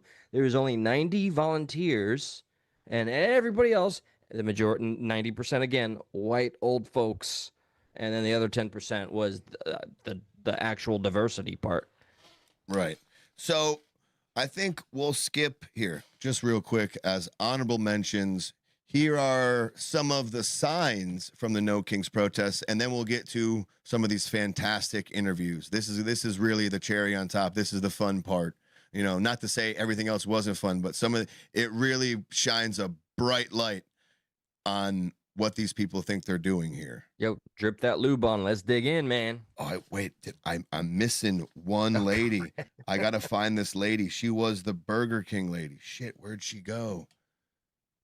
Okay. Guys in chat, if you see a lady with a Burger King hat roaming around behind your window or your ring cam, please do not hesitate. Do not spam one in the chat. Just call 911 immediately. This is not a drill. There are llamas, inside joke from my channel, and I'm also stalling for Red Face below me. He loves that name. Don't worry about it. Dark Canadian, Technolificer, bro. I always wonder if I say that right. Base Girl, Kia Ora, my darling. Good to see y'all with us. Remember, phone lines will be open, and just God bless. Thank you for the engagement and the activity in the chat. There was a little subtle like anxiety, you know, hey, we're a little rusty, didn't do the show last week. So it is really refreshing. And Joe Pon, I do appreciate you being here. I know we don't agree on everything, but you are still my friend. And I'm still stalling for Josh. No, it's fine. I don't want to try to find it. It's such a good fucking video. It's so funny. But she essentially does the same thing. She goes on and she talks about, you know, essentially why she's here. And the second she's grilled on more detailed questions, she falls apart and says, was that on purpose? I shouldn't be talking to you. Burger King lady? Grilled. Yep, grilled. Oh, yeah. That was on purpose? That wasn't on purpose. But god damn, did it work out good. God damn. All right, check this out. Sorry, I interrupted. So this is this is one of the first ones. Oh yeah, I forgot we're doing the quick signs real quick. So check this out. Here's some shitty signs from some of these fucks at the protest. You know, and I don't know. I would listen, if they're out there, show me times when people on the right were like wearing, you know, I want Joe Biden dead signs, or, you know, make assassinations great again signs. Like, show us that and I'll believe it. So like the girls on the left right here have a shirt that says make assassinations great again. And then right here that says Charlie Kirk had it coming, changed my mind. So just like, man. There's a mix of emotions when I hear this tired rhetoric already, and it's a bit of disappointment, depression, and anger. I think I'm actually getting so exhausted that the anger is maybe even subsiding, and that's not gonna happen. I won't let it happen. But what the fuck? All right, here we go. So here's one of the first interviews. Like I said, this really gives an insight on some of these people's thoughts, or why they think they're, or their rationale as to why they're there, rather. Are these OnlyFans models? I know, right? Because he... So here's the question. We're out here at the No Kings protest, and we're asking all the important questions. Such as, if Trump was elected, how exactly is he a king? Because he is trying to take control of everything. Like, his checks and balances are not working. So he is just trying to completely disregard the Constitution. She went, oh, I don't know how. You know what? That's the most intelligent answer I've heard. It's such a gotcha question, though, because it's like, yeah, well, kings don't get elected. You're right, but they don't have anything to refute it. You know, like they're saying they're trying to answer, like when they could say that's a great point. I understand. You know what I mean? Like they could concede to that point and then move on, but they're kind of sitting there, you know, defeated. They're just not good debaters, is what it is. No other substance other than the fact that their entire protest is defeated by one simple question. Yeah, and by two OnlyFans models. Yeah. I don't know. I feel like a lot of amendments have been kind of... A lot of events happen? Like, in a way that they're not supposed to be. Yeah, which amendments specifically? I'm not going to lie, I didn't realize how shitty the audio was on this. Freedom of protesting. What are you doing? Oh, my God. I would say that it's because even though he was elected, I agree, you know, due process, he got what he, you know. All right, I didn't see it this far. Look, there's one guy who conceded to the question. He said, all right, I agree, it was due process. All right, good for you. He got elected fairly, sure, but he's doing things that make him a king. Like he's taking away, you know, civil rights. Wow. That went 0 to 100 quick. Was that a guy, or was that a guy that ate another guy? How dare you ask that question? That could have been a lady who ate a guy. Okay, I was also curious about that, but it's dangerous to be curious in 2025. How dare you? Don't do it. Curiosity know. killed the trans slippery cat. slope. Yeah. The trans guy. Yeah. Good. The Not good. I didn't mean that. Oh Not shit. good. Curiosity didn't killed mean the cis cat is what it is. I'm Yeah, sorry. there you go. Okay, if it's this. That's a great What's up, bro? What's up, sis? question. I don't particularly think We're gonna make that a thing.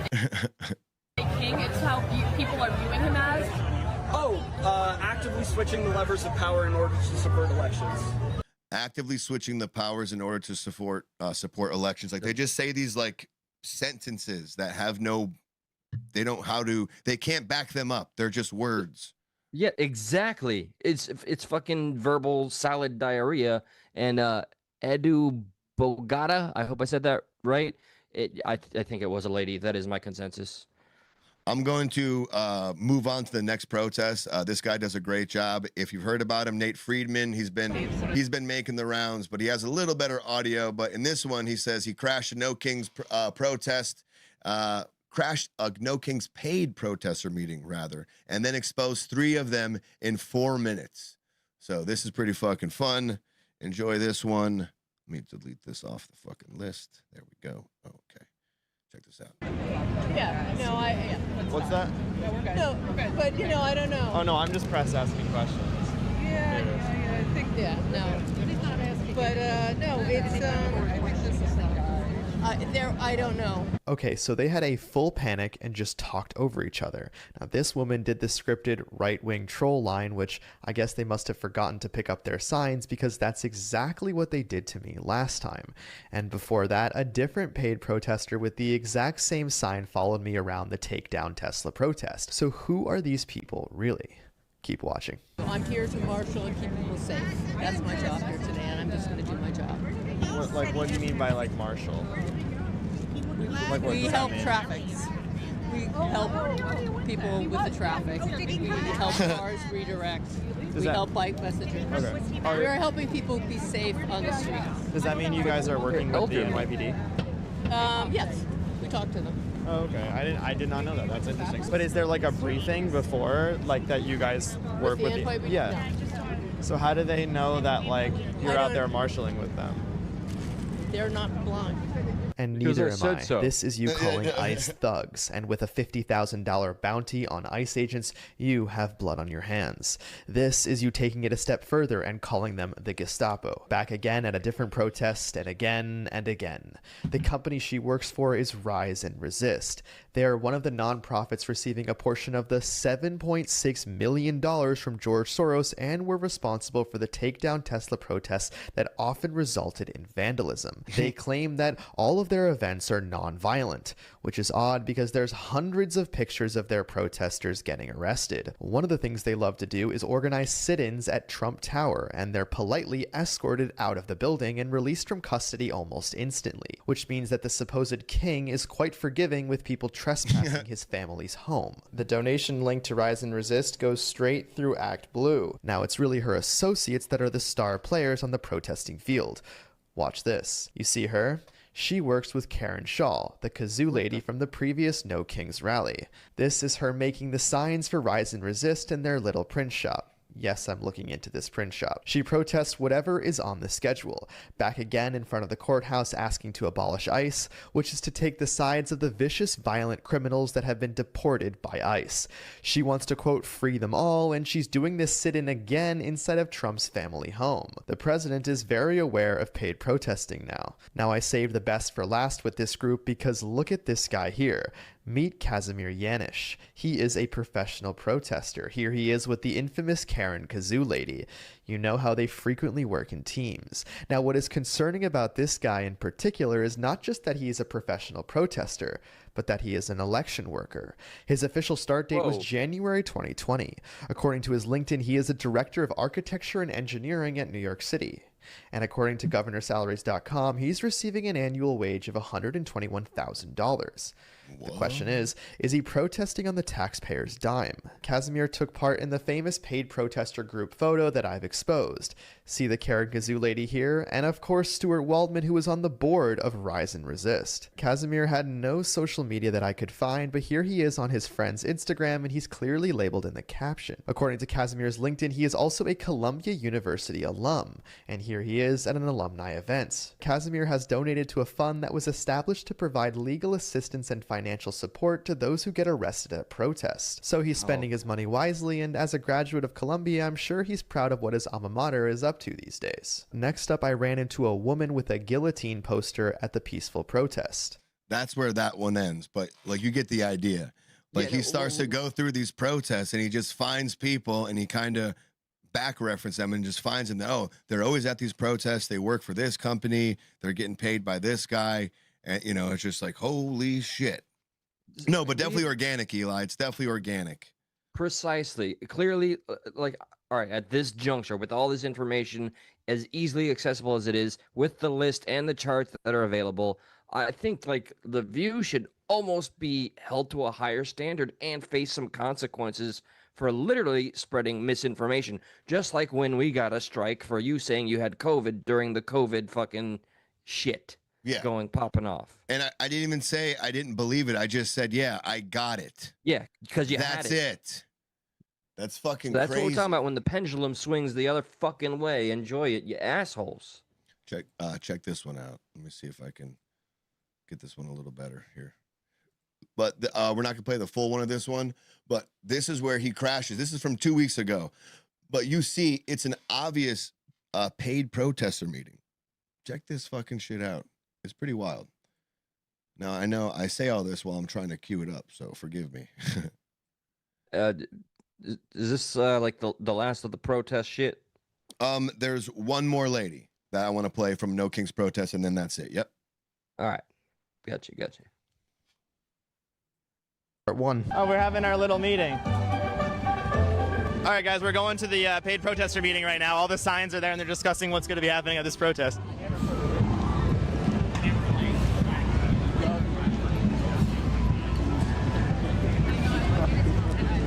Okay.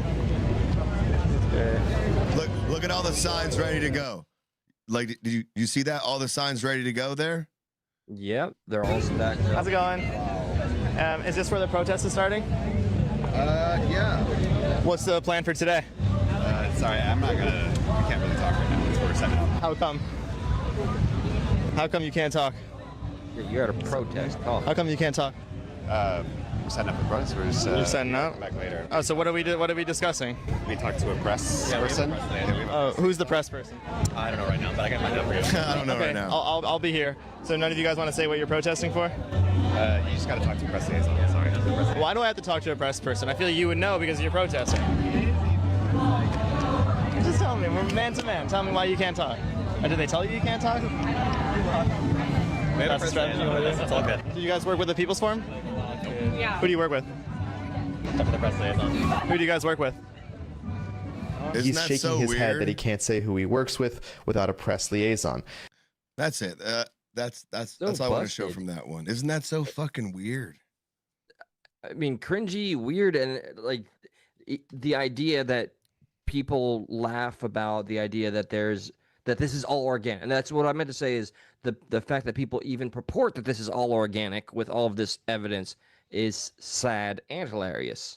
We'll end off with this one. This is my favorite. This is from last No King's protest, but she's fucking awesome. She's a fucking hilarious, like, she's just, I don't know, she's a good interviewer, and like she keeps it funny too. And I think you've seen her before. Invite her over for a barbecue or something. I bet you've seen her before too. I'm very anti-Trump. I'm for democracy in America. I don't want kings. I don't want dictatorship. So I'm here to support America and the people that need the help that we're not getting sometimes. Okay, and how is Trump exhibiting king-like behavior? He's doing king-like behavior by having military parade would be a good idea. National Guard going out, not following the Constitution. Several things. Okay, all right. It's his birthday today. I know. Do you have a happy birthday message to him? I hope I see your obituary in the paper tomorrow. Oh my God. That'd be my message, yeah. Okay, so you hope that this is his last birthday. Well, I don't want him dead. I just want him not in office anymore. Well, obituary would mean dead. I know. I was being sarcastic. I would like him out of office. Out of office. Yeah. Would you like J.D. Vance to be the president No, then? I would not. Okay. Yeah, I would not. Okay. Who would you like to be the president? Kamala Harris right now, but she didn't win. But Can I point out something that we say no kings and no authoritarianism, but Kamala Harris, no one voted for her. yes, they did. Half the country voted for her, so let's not go there. No one was voted for her to be the nominee. Yes, they did. Isn't that what, like, authoritarian? You're going down the wrong road right now with me. I won't go any further. What does that mean? I'm not going to talk to you anymore. That's what it means. I just think it's ironic that care if no it's one ironic or not. voted for her to be the nominee. They just selected her like a Thank you. king gets Appreciate your selected, opinion, right? but keep it to yourself, okay? Bye. Have a good day. See ya. All Take right. care. What's your other sign say? You don't need to see it. Okay. None of your business. Thank you so much. When I said I wanted to invite her to a barbecue, I was referring to the orange painted thing. I thought that was a woman. Clearly, you meant the actual. Yeah, the actual woman. Interviewer. Yes, who I am familiar with. Yeah. Yes. Edu Bogota. I can't say the name. I do remember her humiliation, but I don't know. But do you remember? Let's put a nice bow on this, and let's just call something out. Let's call something for what it is here real quick. A lot of the people on the side of the left who are calling Donald Trump a king and are protesting him, well, by God, they got some hidden secrets themselves, because little do they know that we know that, for instance, old Chucky Schumer, he's been in Congress for 45 fucking years. Isn't that something, right? Old Chuck Just Schumer. a smidge longer than the term of a president there, huh? Nancy Pelosi, 42 years, huh? Isn't that something? Elizabeth Warren, 15. Bernie Sanders, 34 years. Dick Durbin, 43. And the president, the commander-in-chief, as it stands, between two terms, is at 4 years and 9 months. But yes, no kings. Donald Trump is a king, but Congress, go ahead and be like a king for as long as you want to. Why is that so, like, not allowed to call out and look at? Like, if that statement's made, then like a straw man is built, so they don't got to argue that. They'll build something else to go argue over here. It's like, no, why can't we just vote? Like, wouldn't that also, why don't you protest that? If they really had the concern of a monarch-like power that they are purporting to have for the PR and the optics, they would take issue with all of the above and address this first. Term limits was always something I identified as a progressive sensibility back in my day. It should still be something that people want. That right there, bar none. Hypocrisy. I definitely think they want something to come out from these protests. Like, they want another death on their hands. Like, like they want an innocent person or a perceived innocent person killed so they can martyr them and be like, they were killed during this protest and this will not stand. You are like, not lying. Like, they want something like that to happen so bad. I hate to frame it like this, but spade a spade, they know they perhaps or feel need one right now. Yeah. Yep. So that's our no kings thing. We can move on to the Israeli survivors confront deniers video if you'd like, because that was quite interesting. Does anybody want to? Did anybody hit one in the chat? I didn't even fucking look back and see if anybody did or not. No, not at that time. That's fine. I think we do have a counter argument to our point regarding the Congress there. So I'll read it here. Yes. Edu says congressmen are not the same as presidents under law. Let's think a little bit about this, guys. Well, let's think a little about this too. Congress has a lot of power, though. Congress passes certain bills, whether a president does or not. So the idea, like, they're still holding power longer than a president does. Yes, a president has final power, but these people still hold power long after a president has served their 2 terms. Obvious within the amount of years they've been in Congress. So if we're being honest, we understand that both positions have power. Yes, the power of the president is greater, but he can only serve 8 years, whereas Congress, you can have that power for an unlimited amount of time. I don't know if there's an age max yet, which there should be. Look at Mitch McConnell. We want to play that fuck? Jesus. Yes, Christ. absolutely. And this is something that I have consistently believed, even from being a Democrat to a conservative, that we need term limits for Congress and you know, what is it, Congress and the House? Yeah, Congress and the Senate, the upper and The lower Senate, chamber. thank you. So, Yeah. Do you want to? I mean, we could squeeze a Mitch McConnell video real quick. It kind of does fit because, like, you know, you have these people who are in Congress for so long when they don't even need to be anymore. We were going to save him for the Political segment, but let's squeeze him in real quick before we get to the Israel stuff. I always love a little peek at this fucking turtle. Yeah. I'm Mitch McConnell for you. I'm coming here to tell you. He is man. I don't know. It's not required for a president to be the main factor of a shutdown, right? Isn't that something that's done within the Congress and the Senate? Isn't it those moving parts? Correct. Yeah. Okay. So Congress and there is Senate adequate power within. They did not agree upon a bill. A president cannot override a shutdown. At least I don't think so. I don't know if they've ever used an executive order to do such, but I don't think he can pass a bill. So I don't think he can.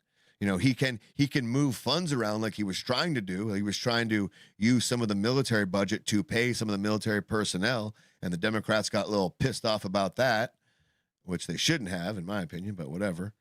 But yeah, I mean, like, there's one example right there where the president can't do shit, and the people in Congress can. So when you say, let's think about it, I hope you too, sir, are thinking about it. So here's Mitch McConnell thinking about if he's about to die walking around a corner. Jesus Christ, this guy. So, you just got caught for. We got Third Eye saying, Josh, what was that ear, nose, hat thing you just did there? You just got caught. All right. Yep. Sassy toxin. No. Okay. Yeah. Okay. Sassy toxin. That's a reoccurring thing, guys. You'll have to go back in time to get it. Yeah, you're going to have to check out the last episode and the one before that. Inside show joke. Inside joke. All right, here's Mitch the McConnell. CIA has a dart and it makes you sassy. All right, go on. Saxy. You saxy. You sassy son of a bitch. Well, it's saxy, but we do a little play on words. Yeah. Now we're explaining the joke. We do comedy. Yeah, we try at least. We do try. Yeah. Here we go. Mitch McConnell trying to take a stand and said he takes a fall. Excuse me, Senator? See how he rounds the corner with the guy in tow holding him, and then as soon as the interviewer comes up, he's like, "Get the fuck away from me. I got this." Stella, I want to ask, do you wait a minute. Working people off the streets and kidnapping them? Oh, shit. Down goes McConnell. Down goes McConnell. He's down for the kid. Oh, I feel bad, but it's all right. I'm a mix of emotions here. Yep. Oh my God, he's all flimsy wristed now. Yeah, come on. Where is it? Up. Where is it? Hey. Whippa. Is that bad? Are we doing elder abuse here? Are we making fun of elderly people? I mean, it's a delicate classic look of comedy because people falling down can be hilarious, especially when they're essentially unscathed. So, sir, do you have anything to say on the Israel and Hamas-Palestine peace deal? Are you glad this has happened? I think a lot of people should be glad. A lot of people are not giving credit where credit is due. But specifically, like, I think anybody should say yes. Any progress in this area, in this conflict that's been going on since the dawn of time, essentially should be like, oh my God, thank God. However, I know people have their issues with Israel. I have my own issues with Netanyahu, but I take big issue with Hamas violating the fucking treaty like 2 times already. So, and there's a statement that I wanted. So the treaty, I'm sorry, I didn't mean to cut you off, but like when you said they violated it, did they kill Israelis, or because they killed their own civilians, that's why they violated it? Like, they're not, listen, you can't kill nobody. Was that part of the treaty? I'm ignorant on that part. That's why I asked. I to my knowledge, it was just a ceasefire agreement, and that there would be talks and discussion, the exchange of prisoners. But because I did see like the news going around that Hamas was like executing its own civilians. Yep, because they were being too friendly with Israel. And Israel. Something I'd like to point out is, famously and publicly available, there are a large number of Arabs, Palestinians that live inside of Israel, coexist peacefully, happily. Okay, that's a thing, and it's been a thing for a long time. Not so much on the other end of the spectrum. Not the other The way one thing around. I just wanted to confirm, because I have been very critical, deservedly so, of Israel, is that I am pro fucking Israel, but I am America first. Okay? Being pro Israel does not mean I want all of our money to keep going there. I'm sick and tired of that shit. I just do believe they have their right to sovereignty, or to be a sovereign nation, and to be where they are. And that's as far as it goes with me. Do you remember when you told me, yeah, I'm not trying to throw you on the spot, but I have to remember when you started to tell me that you start to understand or not feel as negative towards the words Zionism? Yes. Yeah, I mean, essentially it comes down to this, because I found myself falling to maybe peer pressure. I mean, I'm no better than anybody else. Can I throw my point out there real quick as to what analogy I gave you in the moment? Please. Because I said, what difference is it than people being pro-America? How is Zionism different than being pro-America? My only caveat is, like, I take issue with their aggressive expansion. I don't think that for me is not like a part of the plan. I mean, Alaska, Puerto Rico, Hawaii. We have U.S. territories outside. Oh yeah, the no, US. absolutely. I just look, this is my nuance when it comes, like, Netanyahu specifically. Good old BB is very violent, very manipulative, and I just believe if we had more of a diplomat than somebody who is so heavy-handed, maybe we'd see more progress. But there's the devil's advocate, where maybe it's a necessary evil to have somebody that aggressive, and I don't want to believe that. But I am America first. But yeah, the intricacy of, I don't think you can separate Zionism from being Jewish like I used to think. Either you are okay with them having a place to call their home, or you're not. And what exactly is Zionism? It just means what? Like being pro-Israel, essentially? What is Yeah, Zionism? to my knowledge, it is, completely supporting the Israeli state and all of their endeavors and goals. And if I'm wrong about it, by all means, anybody in the chat, correct me. I'm sure someone will tell us. Oh yeah, no, I'm sure. So you want to watch this video? Yeah, bring it on, man. Let's Bring it watch on. it. Do this thing. So there's a lot of people out there, I guess, and you would know more about this, that deny October 7th happened. Like, what's the what's the premise here? So in the zeitgeist of the typical liberal, it seems to be very popular. Oh, and let me not deny, on the right too. If you go far enough fringe right, there's people that are just all kinds of anti-Semitic, and everything's a fucking psyop.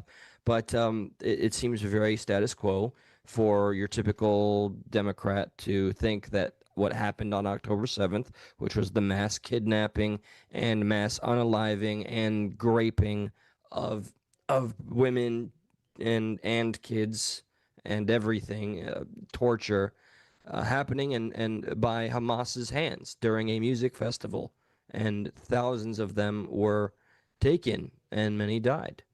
And people are just with their whole chest out saying it didn't happen and denying it, despite everything we have available, including survivors. Right. So this video is of some deniers who deny that October 7th happened, or deny hostages. They yes. Right. They think it's a lie. They don't even know what the fuck they're talking about when it comes to October 7th. So their default is ignorance. It's a lie, or I don't even know what that is. So the genius of this video is now these deniers are being confronted by survivors. So it's a heavy thing to do to somebody and see how some of them react. Like you said, some react kind of in a forgiving manner and some kind of still stand their ground, huh? Yeah, and one is pretty extreme. Yeah. Let's see. October 7th was justified. Yes. Yes, for sure. You think it was a good thing? Of course. It's not an attack, it's resistance. We have the 1-year anniversary of 10/7. What are your thoughts on that? What's 10/7? Really? I feel like this is the prank where October 7th actually isn't a significant date. I have no idea what that is. I don't know about October 7th. I'm not sure what happened. October 7th was... It's all the people, too, who you think would not believe it. Isn't that precisely? Exactly. That's a little weird.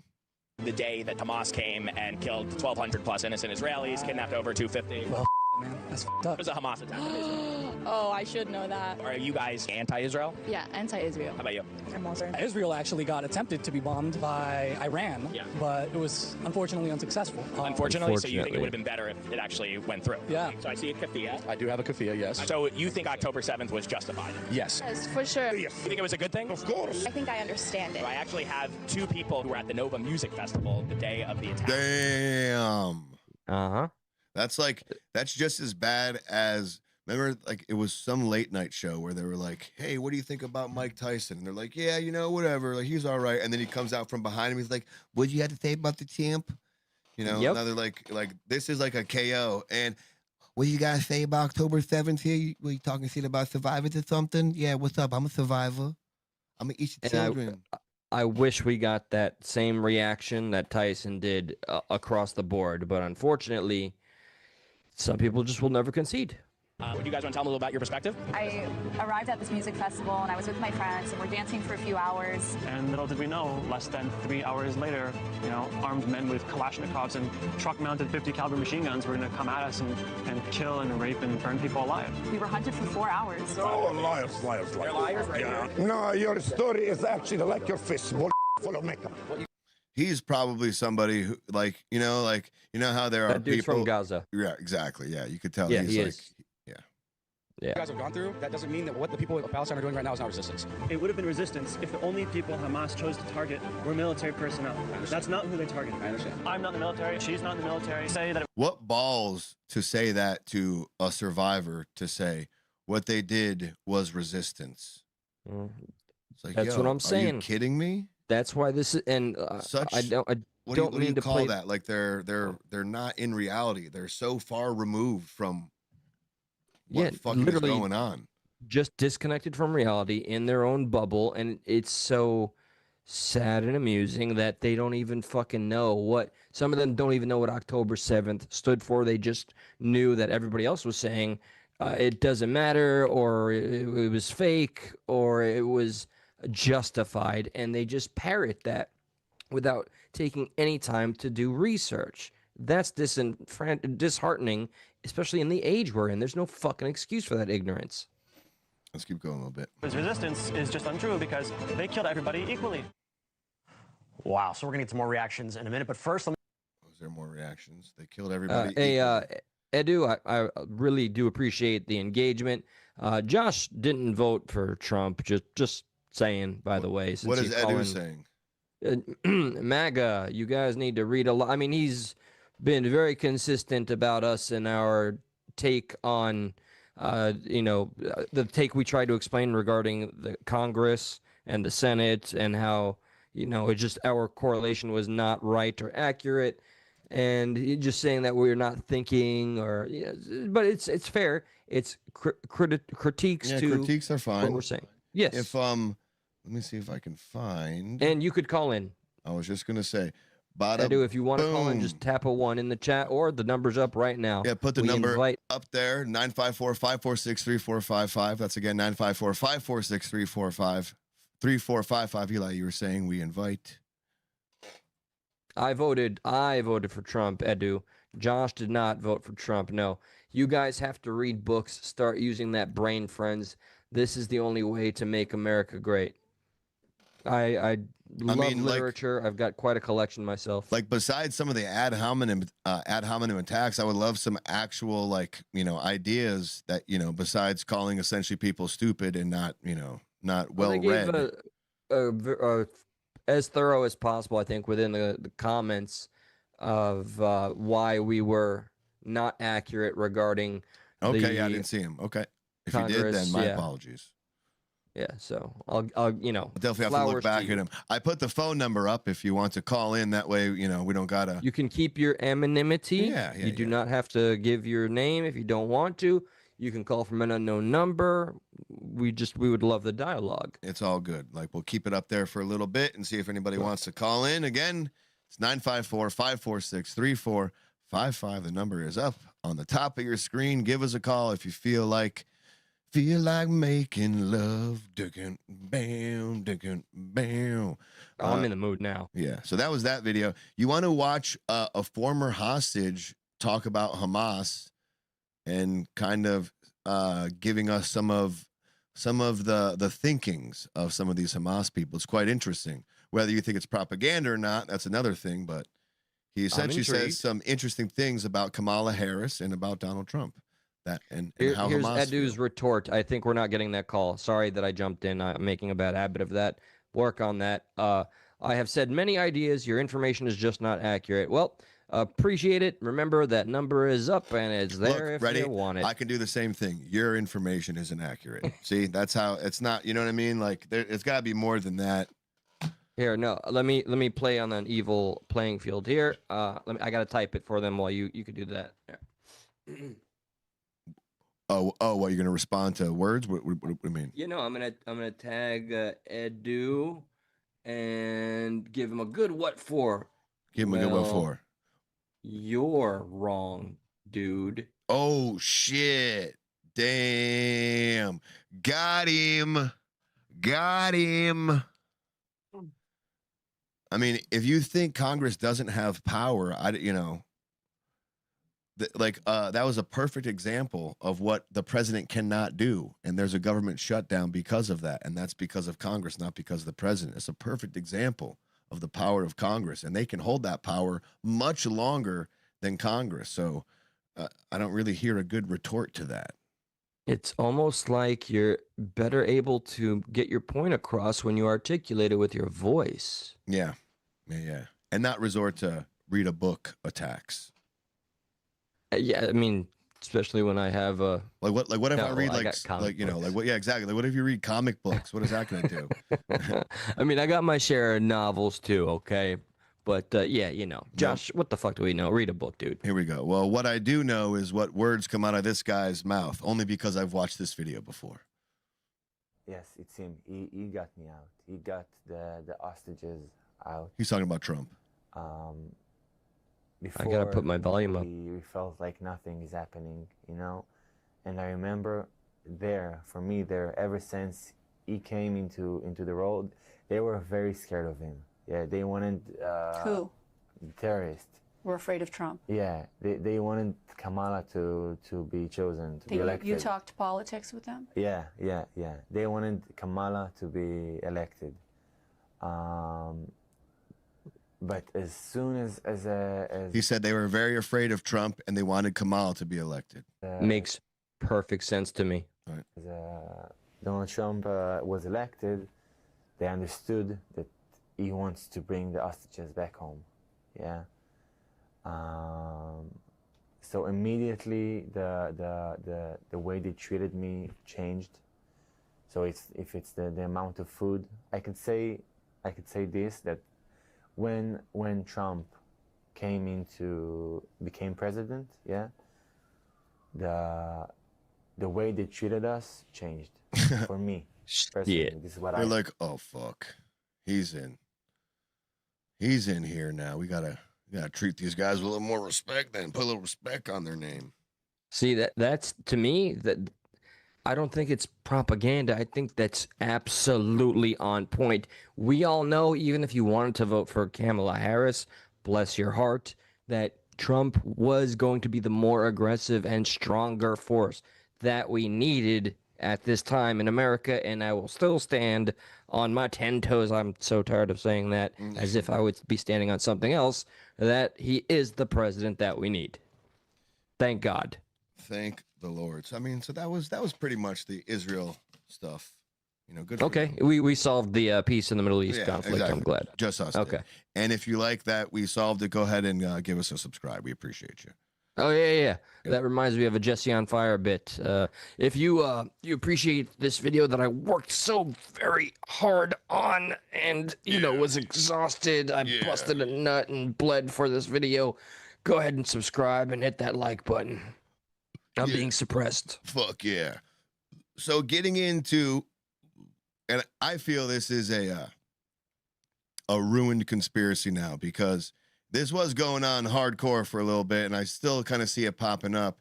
And that's the idea that some of these people and places that are in the Charlie Kirk assassination periphery, like Tyler Robinson, Utah, all these names, apparently they've been searched for on Google Trends, or on Google rather, well before the assassination. Tyler Robinson's name was searched. Woo woo. Yeah, this has been trending a lot. Specifically, I'm sure I'd see it more on X if I went on X more, but Facebook truther pages are aghast with this particular graph or story. So it was really Josh that kind of schooled me a little bit to think about this one. I didn't know what to say originally. Well, I also looked it up too, because I was interested in how Google Trends work, and once you kind of get a little bit of that information, you're like, oh well, hang on. So I'm gonna make this full screen, because this guy's like, I'm not saying, but isn't it weird? Like I love if you have to preface anything with "I'm not saying," you're saying it. I know. Yeah. Exactly. Coincidences for you to ponder, but for my safety and your safety, please do not come to any conclusions. Deal? Oh, man. This is Tyler James Robinson, the alleged shooter of Charlie Kirk, who a lot of us now know by name. But according to Google Trends, somebody, maybe multiple, in the DC metro area was searching for Tyler James Robinson one day before the assassination of Charlie Kirk. Okay, you see this big spike over here. That's on September 12th. That's when we all found out through the news who he was and started Googling his name. But this small spike... Whoa. Dude, all right, my mind is still blown because I have no understanding of this shit, so whoa. On September 9th, that's kind of weird, don't you think? Now, what about the Losi Center, the building where Tyler Robinson allegedly shot Charlie Kirk from? Well, again, for some reason, a small number of people in the Washington, D.C. area was Googling Losi Center 2 days prior to Charlie Kirk's assassination, September 8th, 2025. What is that all about? Once again, this is when we all heard about it, and some group of people over here 2 days prior was, just having fun Googling Losi Center. Now, what about a Mauser 98? You've heard of that? Well, evidently there was pretty much no interest in the Mauser 98 until August 27th, when somebody, once again, in DC was like, I am curious what about a fucking stretch. 98. Once again, to reiterate, these are all just coincidences. And since this information has gone viral, people are now reporting that all of that data has now been scrubbed. And so this is what it looks like now. No. Nothing to see here.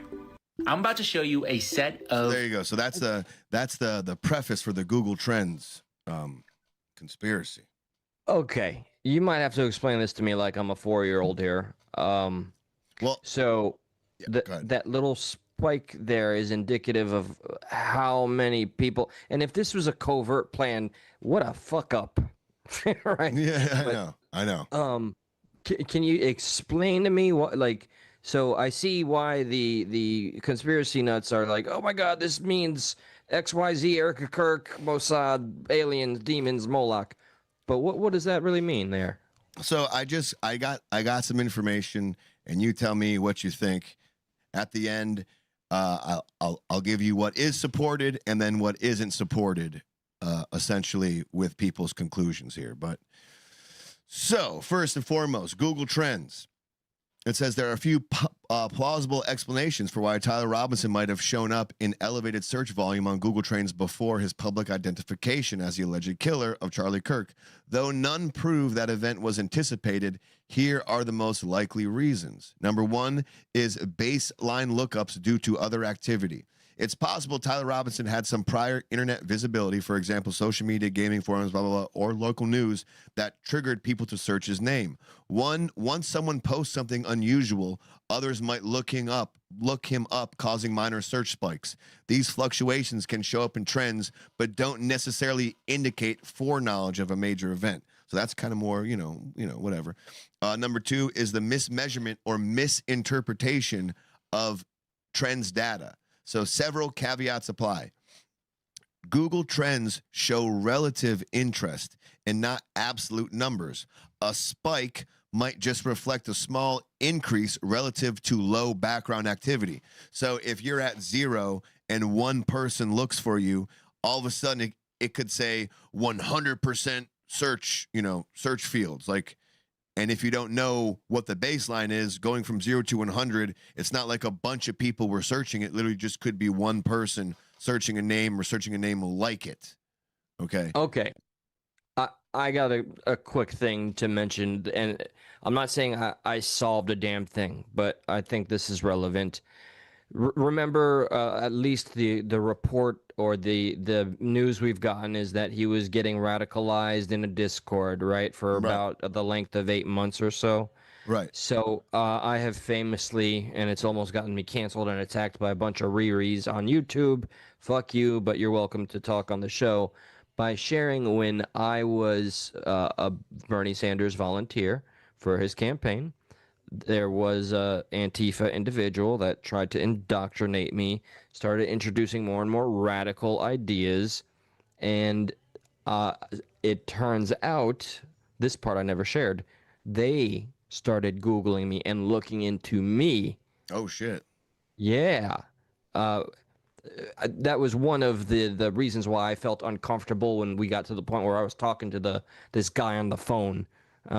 But so, wow, I mean, that in and of itself, if he's being radicalized by any network, especially Antifa, of course there's going to be a spike in him specifically because they're checking him out. Is he a Fed? What's his background? How likely or susceptible is he to any of our suggestions? Exactly. It could be is something one I didn't consider when you told me about this. It could be one person. And now this kind of number 3 goes on to kind of go with what you're saying. It says early rumor and speculation or leakage. It's conceivable that were rumors or chatter or God damn it. It's conceivable that there were rumors or chatter in niche online spaces before the event became mainstream news. If someone mentioned Tyler Robinson in a forum or Discord or Reddit thread in connection with Kirk, that could prompt spikes in small-scale search behavior. Indeed, the investigation shows Robinson was active in online gaming and niche internet subcultures. So essentially, this is what is supported. After the assassination of Charlie Kirk, there are multiple articles confirming that Tyler Robinson was identified as a suspect, and that search interest surged. There is commentary on social media that claims there was a spike in Tyler Robinson Charlie Kirk searches on about July 14th, 2025. Critical commentary suggests that any pre-event spike is likely very small in absolute terms, possibly dozens at most rather than thousands. Pre-September spikes are likely negligible in absolute terms, and again, dozens at most, and show no causal link. What isn't supported is there's no published chart or raw Google Trends data set that show a clear large spike in July 2025 for those terms. The sources claiming a spike appear to originate from social media and unverified screenshots rather than Google platform trends directly. So maybe there's a reason why people can't find those that information on Google Trends because it never existed. You and have it was to be on the lookout of that shit this day and age, and it's just the very willing, especially on the conspiracy side, they're just so quick to want to say, look, that they don't look anything else up. And shout out, by the way, to all of you good-humored folks in the chat, and even to you, Edu, for being consistent. But I love everybody in the chat. Josh and I are gonna join you right now. All right, Josh, we need to do this. All right, we got to do it. Just say it with me. Just do this with me. Okay. Think about it. Don't ask what it is. Just think about it. Are you thinking? Yep. I'm thinking. Okay. All right. You done thinking? Yep. All right. Is Trump a king? Damn it! I put yes. Fuck. No. Damn it! You blasted my whole experiment. He's a king to me. Damn it. All right. I'll take the L. Fudge and fudge. No, he's not. He's not. Okay. He's not a king. Damn it. We fucked up there. That's my bad. Scared me, man. Shit. You dropped the soap on. All right. Now you try. Ready? 1, 2, 3. Is he king or not? I'm on the spot. I don't do good with anxiety. Maybe. Okay. What do you feel like? You feel like making love or calling it a day? Because like we still have a possible Thursday or Saturday show, and we still have some stuck politicals left over. I'm looking forward to that. By the way. Ooh, can I? Okay, how about this? Can I play 2 more videos? How about that? Yes. Okay, how about that? Yes. How about this fucking crazy lady, the CEO of Signal, Wikipedia, NPR, and she goes on to say that she believes that it's okay to lie as long as it's for the greater good. Yeah. That's the same shit they said during the vaccines and COVID. Yeah. Ready? Oh, we got a call. We got a call. Edu? From. Hello? Strong silent type. Hello, we're live. You're on Stuck in the Middle. We didn't get your name. Joe Pond, sorry. I had it on my Bluetooth speaker. Sorry. Joe Pond. Okay. What's up? Buddy? What you got? How you doing, man? It's really loud. Do you have a TV on or something? It's a little hard to hear. No TV on at all. Sounds like a you problem, Joe Pond. Oh, sorry. Sorry, that was me. I had a YouTube video playing on my phone, so I was getting a comedy bit. Gotcha. What do you got for us today, Joe Pond? Good to hear from you. Good to hear you. A little bit more confident now. Love to hear it. In spirit of Halloween, I like to play a game. Okay, I love a good game. And if you want to, you could pull up a visual on screen. Just go to USDA.gov or something. USDA. Any government website. Okay, USDA. I'm going to the first one you suggested. All right, USDA.gov. Okay, we're there. All right. So the game here is basically I got issues. I basically wrote down in them. And you choose which one you want to go with. Okay. There's about 9, so just give me a minute to try to get through them all. All right. Or like, how about this? Out of the 9, give us the most important one you feel like you want to go for. You know what I mean? Like, don't give us the choice. What do you think is the winner? Yes. Well, the obvious winner is the one right here where they literally have that banner. Obviously, I mean, you gave us an option. Sorry, my bad. Go on. Well, the obvious one was the one where I showed you the Hatch Act being violated, where they're saying the radical Democrats, they're not preventing us. They're preventing the government from operating, even though you run the judicial, the legislative, the executive, Supreme Court.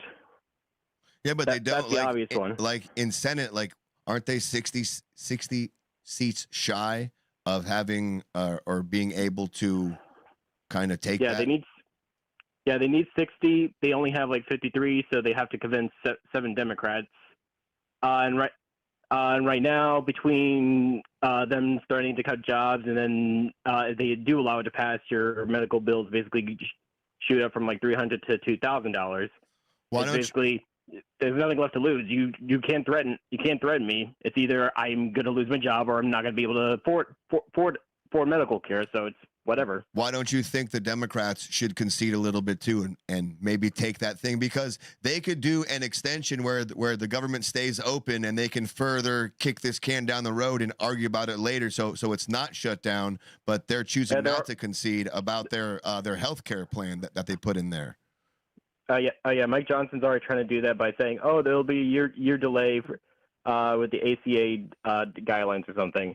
Conveniently rolling around to when the elections, the midterm elections happen, and then he keeps some of the Republican seats, and then basically keeps kicking that can down the road again and again and again. I'm not arguing that they're not playing a game here, like they obviously are, but what is, I don't see the negative side about giving a little ground so people in government can get paid and that machine can keep on trucking, and then further debate this. But they're really, like, the Democrats are also using this for the election, are they not? They're also using, like, look, we stood our ground and we fought this. That's why you should vote for us this coming election, so this won't happen again. I mean, they're also playing the same game, Joe Pon. Yeah. Well, I mean, you're trying to stay elected, so you got to show people you do have a spine. And in this case, at least for the Democrats, it's more we're not conceding. You basically passed everything else because you had majority rule over everything. Trump can't pass anything. Everything is basically executive order. The only thing he managed to pass was a big beautiful bill, and that was only decided because J.D. Vance tipped the scales. Why don't they put instead of what they have? Why don't they put health care in for all Americans? That's a big one for me, Joe Pon. What do you mean? Like, the health care they have in there right now isn't for illegal immigrants, but it is for people who, quote unquote, are seeking asylum, et cetera. Yes. So why not that also include for actual Americans? Why not have it for everybody and not just them? I'm not quite sure on that. I do know that was a Republican talking point that but like, hey, this is gonna have the legal. Let's put the talking points aside, though. Let's put the talking points aside. Like, I know it's a quote unquote talking point, but why not do that, though? Like, talking point aside, I didn't know that was a talking point, so you don't have to not answer the question because someone else already asked it. But I'm asking you, like, if they were for the American people and not just for getting new votes, why would they not push health care for everyone and not just a certain group of people? It seems odd. Well, I do know that the whole this is gonna make a preferential treatment over illegal immigrants, and no, it doesn't. It just means that if you're seeking emergency care, they're not gonna do a background check on you and then say, sorry, you're illegal. We can't help you with this gunshot wound.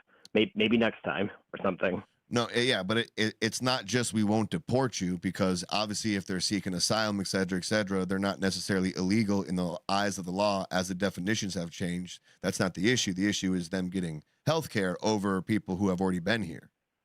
And look, just anecdotally, Joe Pon, illegal aliens don't get health care because the word illegal aliens never came out of my mouth, Joe Pon. And it's being used synonymously with asylum The word seeker. illegal never came out of my mouth, Joe Pon. I didn't say illegal anybody. People who are seeking asylum are not illegal. Well, that's the narrative right now, is that anyone seeking asylum is regardless of the narrative. Why don't they work for everyone else and not just those people seeking asylum? Why aren't they pushing healthcare for everyone? It seems a little like they have a strategy to get a certain amount of people on board with them. It just seems a little see-through. I could use me as an American. I could use that insurance instead of waiting the 90-day trial I'm currently in with my job. And I think maybe you are in a similar boat, as I know you personally, and I adore you and appreciate you. But I mean, doesn't it make more sense for us as taxpayers to benefit? Okay. That's the other caveat. Besides, because that whole legal thing is basically we're not going to check your status if you're seeking emergency help. And you're talking about making an appointment. Wait, did you guys cut me off? Nope, we're still here. Sorry, I have my computer on mute. That's why I just didn't. I saw you talking, but I didn't hear words coming out. But stop pressing buttons. But anyway, what was I talking about? Basically, that thing that they like to bring up, it gives preferential treatment for them. It's only it's only in emergency situations. It's not going to be for if you're seeking an appointment. So it's only if you literally got shot. Do American people they're not going to give the. Do They're not going to American give people? the. What, sorry, go ahead. Well, I'm just saying, like, do the American people not have their own emergency situations? Yeah, they got their emergency situations, but they're not good. But they're seeking medical But it's not attention covered. like immediately. They're not going to turn you away just because you don't have your papers. Yeah, but they're not turning people away because they don't have their papers. If you're here on asylum, there's nothing to. I don't understand anymore. Eli, can you try to? Yeah. So we're just going in circles right now. But the other thing that they bring up is that you basically, with the bill that the Republicans are trying to pass, that your medical would go from like 300 to 2,000. It's and if you're important to lucky, me that maybe only up 1,000. it is important to me that you do understand this misconception that you have kind of purported here. The asylum seeker difference here, you are acknowledging that, right? That they are being treated, right? Yeah. They're okay. You are. Yeah. Okay. Okay. Yeah. So where is the confusion, if you understand that?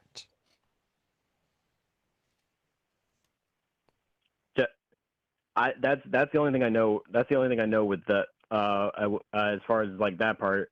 Okay. Just that's fair. Yeah, I'm not gonna try to like bullshit my way around that, but I mean I do have other topics if you want to go over that, like like you were going over the paid protester. If they're paying you to protest, then why doesn't a Trump supporter go to their website or fake it and then get paid $200 and show the proof? Yeah, I don't know what a straw man has to do with paid protesters. Okay, we'll skip over that. Okay, we'll skip over that one. That word.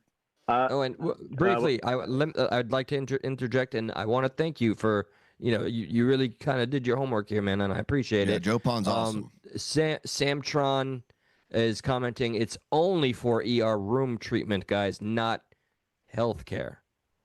Right. Sorry, that's what I was trying to explain. It's that they don't have health care. It's not for them to get free health care. It's right. But when American goes to the ER, like I was saying, like they still get billed for it.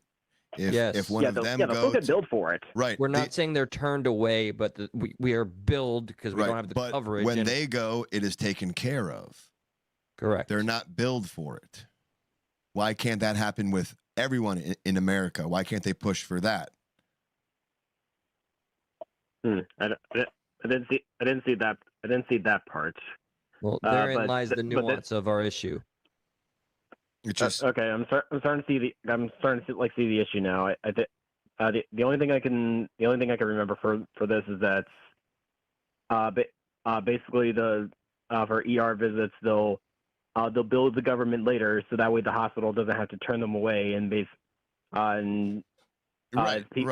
But the government pays for it. They bill the government. The American guys because he lives here. So well, the asylum seeker lives here too. Right? The asylum seeker lives here too, right? Yeah, but I don't know. I don't know if he has an exact address or somewhere where they could send the bill. But I would hope so. I mean, they need that to pretty much do anything in America. To get a license, to get mail sent to you. You got to have a place of residence. You can't just be a floater. True. Another very, I think, powerful point. Thank you, Star for Truth. We don't even do that for our own veterans, unfortunately. So that just goes to the other point of like the asylum seeker can come here and not get billed, like not be responsible for whatever incurred, value or payment that's necessary. And we're still struggling for like the bare minimum for our veterans and for the American people. That's why I just feel like it's a little salt in the wound and I can't get coverage for the wound. Yeah, just salt. Yeah, just salt. Just more salt. Actually, I do know. Something with the VA I do know about. I do have like some friends in the military, and some people go to the VA. And last year, like they were At the very least, they were saying it was actually turning around. It was actually like getting better. But then Trump took office and then fired a whole bunch of people, including people at the VA. I'm not sure how many, but it's in at least 100. So the VA, as far as I know, as far as what military people say, is just run like shit. It sounds like there's a lot more people than they need. They were starting to turn it around last year, though. They were they were slowly getting better, but then basically all that progress got thrown out the window, and now we're back to 10, 20 years ago. I did not hear that. I'll have to look into that. I appreciate that information. We do have like 3 minutes left here. I got to pretty much be out by around midnight. So just putting that out there. So and I'd like to kick the I'd like to watch that Wikipedia video real quick. So Joe Pond, thank you so much for calling in, man. It's always a pleasure to hear from you and have a little back and forth with you. Appreciate you, man.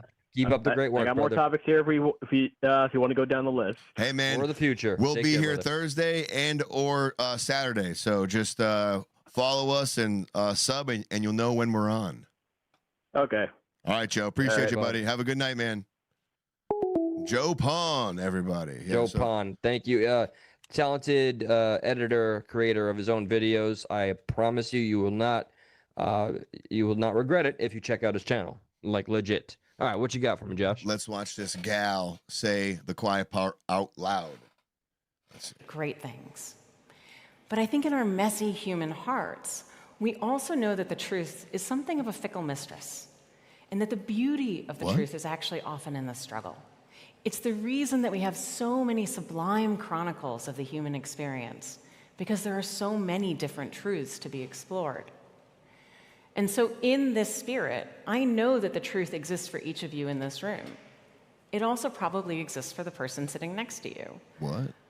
But the thing is, the two of you don't necessarily have the same truths. And this is because for many of us, truth is what we make when we merge facts about the world with our beliefs about the world. Each of us has our own truth, and it's probably a good one. It's based. What? Okay, all right.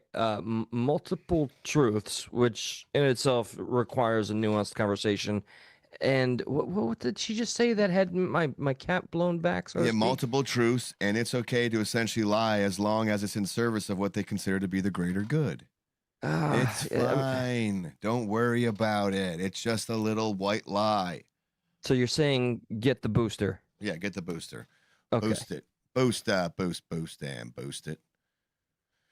Yeah, get that. You know what I'm gonna hit real quick? Dave's not here. Is in the house, by the way. Dave's not here, man. Truth. What's up, good Dave? To see you, brother. It's good to see Dave. I'm glad Dave is here. Dave literally arrived right when we're about to beat feet, too. Sorry, man.